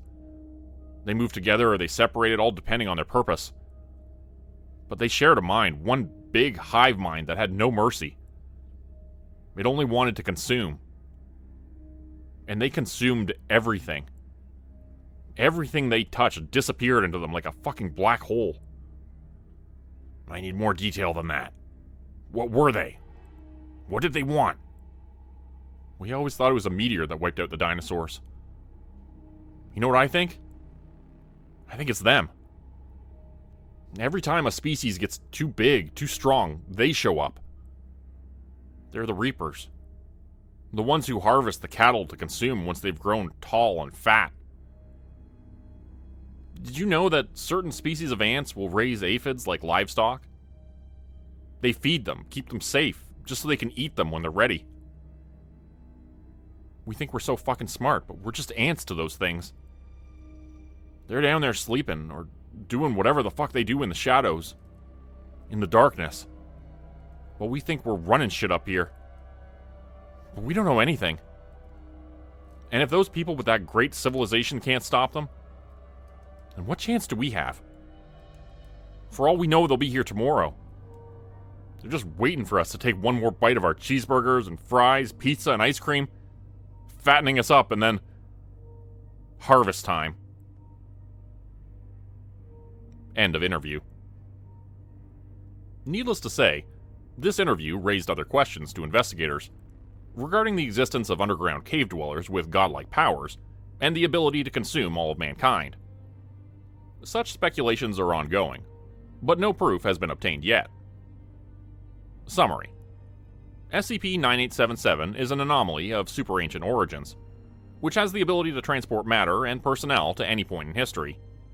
However, Foundation research suggests that use of the device may encourage the return of the hive-minded shadow civilization which dwells within the deepest recesses of the Earth and is capable of consuming all of mankind.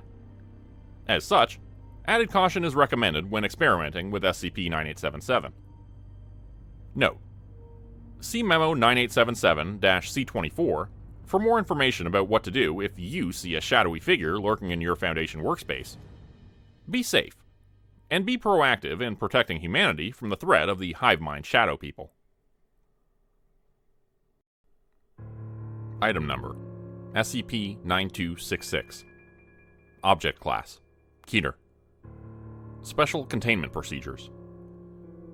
Attempts at containing SCP-9266 have been unsuccessful.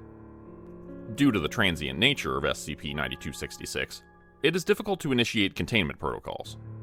However, the successful placement of a permanent tracking device on an exterior wall by Foundation team members has allowed for quick mobilization to defend the perimeter and prevent human entrance once reconstitution is imminent. Any humans already within the transient structure upon arrival of Foundation task forces are to be considered acceptable losses. Under no circumstances should Foundation team members enter SCP-9266, no matter how desirable the benefits of employment within may seem. Foundation team members who seem particularly interested should be reminded of their ongoing contract for lifetime service with SCP Foundation, and the consequences of voiding that contract. Finally, any humans who are discovered dismembered or severely injured after escape from SCP-9266 should be brought in for immediate decontamination and neurological reprogramming following debriefing. Description: SCP-9266 appears to all unknowing eyes as a factory or warehouse facility. The casual observer may wonder how the building was constructed so quickly, as it seems to appear overnight. This is not far from the truth, as SCP-9266 does locomote, using some mechanism still yet to be determined. Either that, or it teleports itself from place to place. One way or another, it gets where it needs to be. For anyone unfortunate enough to enter SCP-9266, they will find escape to be quite impossible. Through some investigation, it has been determined that SCP-9266 uses a tried and true method of luring victims within its doors. By insinuating itself in a community with sparse job opportunities and high unemployment rates, SCP-9266 can lure in many unsuspecting individuals. By offering decent-paying jobs with health benefits, SCP-9266 often finds itself with a surplus of victims, the survivors being left sometimes intact, sometimes partially dismembered, but always dissatisfied when it comes to recounting their recent experiences. One such survivor recalled his experience during an interview which was recorded for posterity. Here is one short excerpt, which gives a glimpse into a typical survivor's ordeals inside SCP-9266. Interview 9266-604-C. Subject: redacted. Date: redacted. Can you please tell us how you found yourself in the employ of the aforementioned factory? The place you keep calling Sergeant Sphincter's Nightmaratorium? Sure, yeah, it's hard to forget. Maybe talking about it'll help. That's what they say, right? Talk therapy? Ain't that a thing? Please sign this form indicating I am not a therapist. For real? Yes, I'm afraid so. Okay, listen, I don't like to talk about it, that's all. The factory was weird. It was all sorts of fucked up. Define all sorts of fucked up. The day I noticed the place, I was walking down the street. I'd never seen this place before, I think to myself. Looking up at this big building that sprung up just since last week. Maybe more recent than that even, since I haven't been that way since Tuesday. So anyway, I normally walk past a help wanted sign, on account I got a pretty sweet gig with the welfare office right now. But this place stuck out like a sore thumb. It was shiny and new, and there was a big sign planted out front. Red with bold white letters saying, "Hiring, no experience needed. High pay with benefits and pension." Damn near shit myself. Didn't think pensions existed anymore. Everybody's doing 401ks now. They're a hell of a lot cheaper on the books. So you went inside. What happened? Well, it looked normal enough at first. There's a lady at the front desk. Pretty little thing. Had an old-fashioned haircut. Didn't look right on her. Someone her age should be looking more stylish than that, I thought. But I wasn't in a position to be saying anything about it. Anyway, I got up to the desk, asked for an application. Told her I saw the sign out front saying they were hiring. And she gives me a pen and an application on a clipboard, just like that. Tells me to sit down and fill it out. Man, weirdest thing was her eyes. They didn't look right. I don't know how to explain it. They looked strange. Like she wasn't human or something. They were wide, like a cartoon character. She just kept looking right past me. Can you elaborate on that? How else did she seem other than human? I guess her skin. Now that I think about it. It was a bit plastic-like a doll almost. She was pretty enough to be one too. Like a damn Barbie doll, but life-size and can walk and talk. But when she talked, it was flat, like one of those online robots you can type words into and it'll repeat them back for you. Text-to-speech. I see. Please continue. So I sat down. I started filling out this form. Man, was it long. There's nobody else in there with me either, I noticed. Even though this place was huge and there's that big sign out front saying they were hiring, how good of a place it was to work. Just kept thinking to myself, goes to show, nobody wants to work anymore these days. You filled out the forms, yes? What happened next? Did they hire you? That's the thing. The forms went on forever. They just kept asking more and more questions. What's your greatest strength? What's your greatest weakness? Yeah, sure, those ones you expect, but then it got more personal. Started asking, what's your greatest fear? What's the name of your childhood best friend? Have you ever fallen asleep in the bathtub? Have you ever plugged in a toaster and dropped it into a bathtub while someone else was inside? What sort of kinks do you like? How big is your... I see. So it got quite personal. What did you do when you realized you didn't wish to fill out the rest of the application? I stood up. I was gonna go see that receptionist, give her a piece of my mind. I thought she was messing with me, you know? Like she gave me a bullshit application to fill out just to waste my time. Like she thought I wasn't good enough to work there or something. So I get up at the desk, there's nobody there. Just a sign that says, "Applicants, please proceed to Section A." So the receptionist was gone, and nobody else was around? Didn't that seem strange to you? Yeah, sure, I mean, a little bit, but I thought maybe she'd just gone to lunch. So I followed the sign to the next room, figuring maybe there's a manager or somebody there who I could complain to. She was messing with me, I thought. For sure, she had to be messing with me. What happened after that? I went through those doors. Man, I wish I hadn't, though. And why is that? Well, that's when things started getting really weird. I walked through these doors, and there's this long, long hallway. And so I started walking down it, you know? No doors, no windows, no pictures hanging up. Even the walls didn't look right. They were smooth, no gaps, just this off yellow paint. It smelled, too, like they had some mildew problem. The floor was a little squishy when you walked on it, like that carpet was a little bit damp. I started to feel water leaking through my shoes into my socks, but it wasn't cold like you expect from a flood or a leak. It was warm, almost body temperature, this water, like blood. The fluorescent lights were flickering in this horrible way that made my head hurt, and I wanted to turn around and go back, but I didn't. Something kept making me want to go forward, like because I'd gotten this far, my mind wouldn't let me go back. But then I started to get this feeling that it wasn't my mind telling me to stay, it was something else. Something stronger than me. I couldn't fight any more than you could fight against the riptide if it was dragging you out to sea. Interesting. Please continue, don't let me interrupt. So I'm walking down this long hallway for what feels like forever. And then I realize that door way down at the end, it's not getting any closer. It just stays the same distance away from me no matter how fast or slow I walk. Weird, right?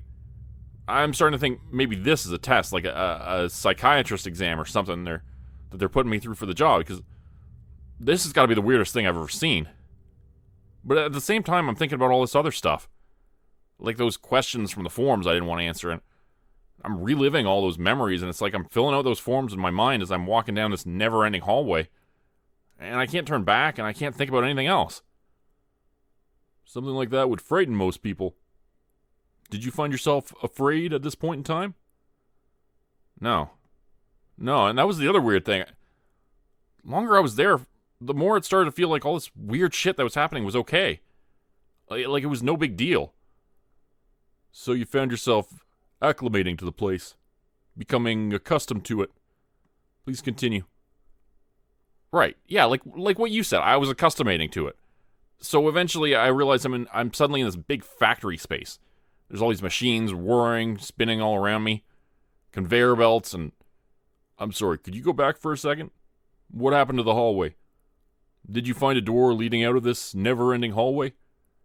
This seems to be a familiar pattern, and we never get a straight answer on this. No, I was just in the hallway 1 second, then in the factory the next. I must not have been paying attention. Anyway, this guy's standing in front of me all of a sudden with a clipboard in his hands. He's wearing a hard hat and safety goggles like you'd expect, but then he's also got on this real fancy three-piece suit. His shoes, too, looked like he was coming from a wedding or a real snooty restaurant or something. Like he was one of those maitre d' guys. And he tells me that I'm going to be working on the line. And I said, sure, no problem, but I didn't finish filling out the forms. He tells me, sure you did. Everyone fills out the forms, whether they want to or not. Interesting. So then he took you to your workstation? Yeah, he took me over to the line and tells me to stand in front of this conveyor belt. He tells me I'm on quality control and that I got to keep my eye out for any deformed product coming down the conveyor belt. And after that, he just walks away. And I'm waiting for something to come down the line, but nothing does. I'm standing there for 10 minutes and starting to think something's broken. I was about to walk away and go find that supervisor guy. But then stuff starts coming toward me down the conveyor belt. What exactly did you see first, if you can recall? Oh, I remember all right. I can't forget him. No way can I forget him. Umbrellas, black umbrellas started coming out of this machine one by one. They were unfurled and closed, alternating one after another. It was so weird. I couldn't figure out why they'd be like that. Why they wouldn't all be the same. But either way, I just kept watching them, making sure there wasn't anything wrong with them. And the longer I stared at those umbrellas, open, close, one after another, the more I started to feel sleepy, hypnotized. And then other stuff started coming down the conveyor belt. Bad stuff. Real bad. I understand this must be difficult for you. Please take your time. What do you mean when you say bad stuff was coming down the conveyor belt? Can you be more specific? I didn't understand how she could be there. She could be laying there on the conveyor belt looking up at me. Who? Who was there? My mom. She died when I was just a little boy. I could barely even remember her face before I saw her come down the conveyor belt.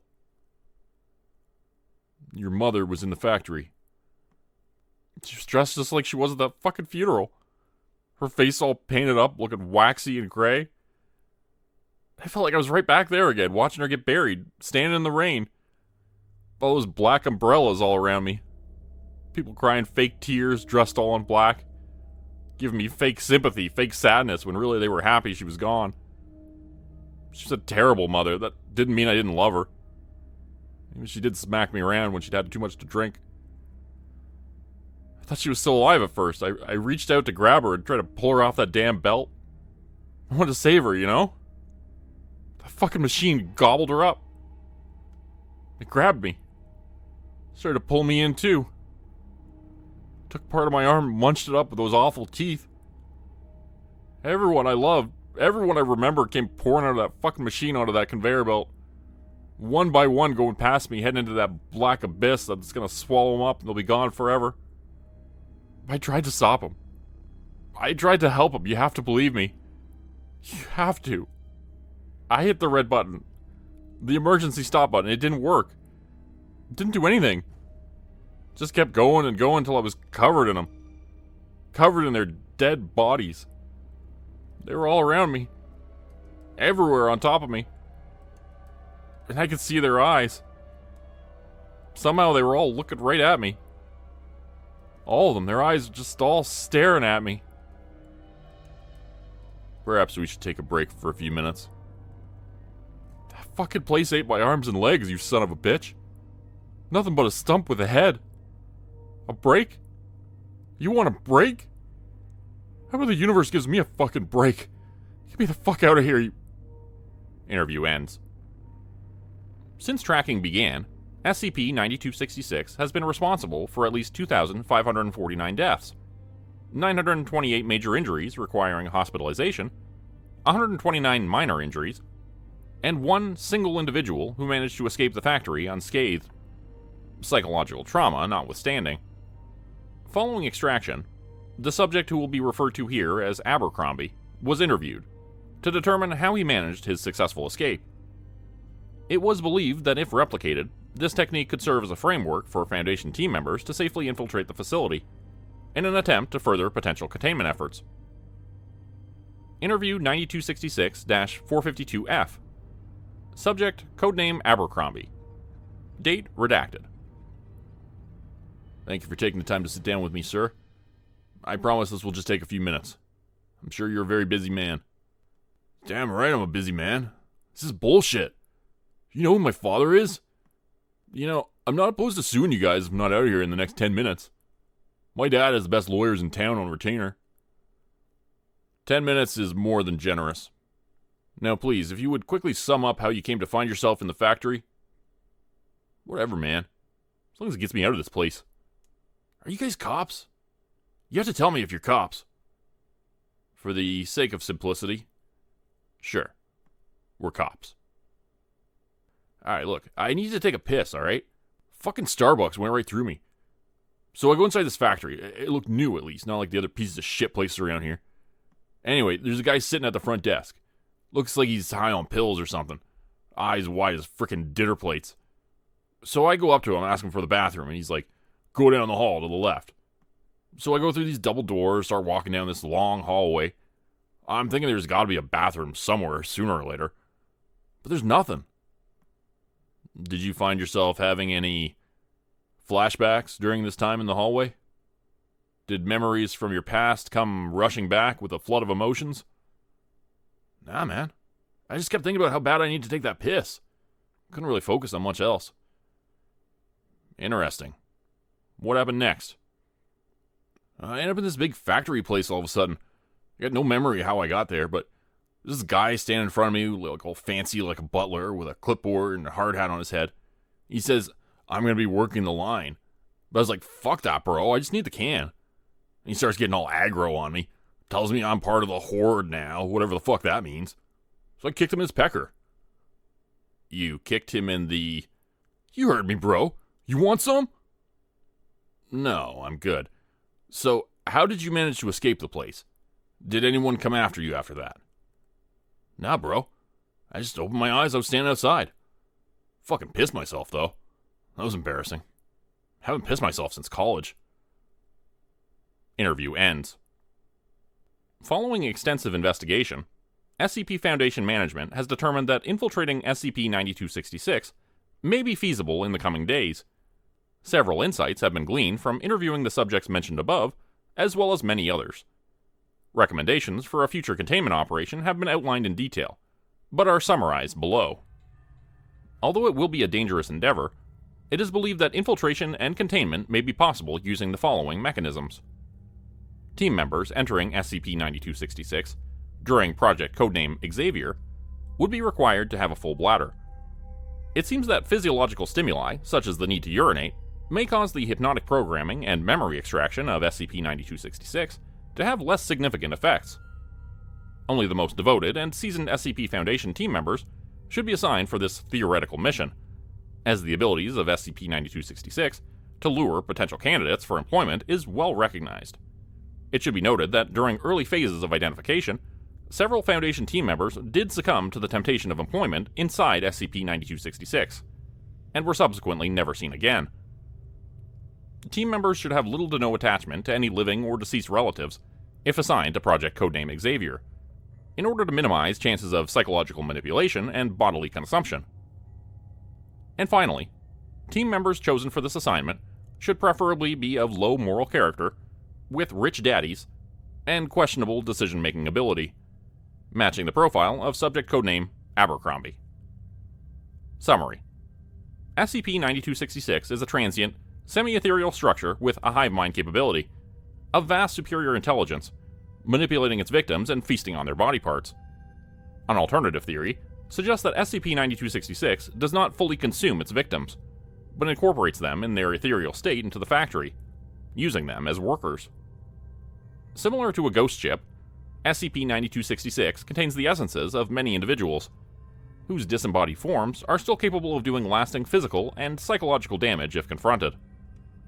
Several reports indicate the presence of additional life forms within the factory, most of them appearing at least vaguely human, although they can be differentiated from victims of the factory as they have blue skin, oversized almond-shaped eyes, and are at least 12 feet tall. Little is known about these other beings due to limited contact and even fewer documented encounters with credible SCP Foundation team members. Although there is potential for future containment, it will involve great risk to any SCP team members assigned to the project. Until that time, Foundation team members will do what we can to protect and secure SCP-9266 whenever it resurfaces. Otherwise, there's a good chance SCP-9266 will continue getting craftier and more creative, as it finds new ways to lure in its victims. The size of SCP-9266 has continued to grow larger with each documented encounter, as it is now the size of several city blocks, and is getting exponentially bigger with each recurrence. Hopefully, we can contain it before it consumes us all. Today's story was written by me, and an altered version of it previously appeared on the Dr. Nosleep podcast and YouTube channel. He's also got a whole SCP channel, so if you enjoyed this story and you want to check out more SCP stuff, I'll be doing more on the channel as well, but if you want to check out his channel, it's the SCP Experience, and I'll link that in the description below. Become a channel member today for early access, bonus videos, and special emojis only available to members. Check out the description below or click the join button for more info. If you'd like another way to help support the channel, please consider joining my Patreon page at patreon.com/JordanGroupeHorror. As a patron, you'll get access to bonus videos and content. You'll be credited at the end of every video going forward, and if you decide to stay for 3 months, I'll name a character after you which will be featured in a Hollow's End story. Links to join the Patreon are in the description. Thanks everyone for listening. Please like, subscribe, and comment to help the channel continue to grow. And see you again next time at 4 p.m. Eastern Standard Time. Hope you have a great night.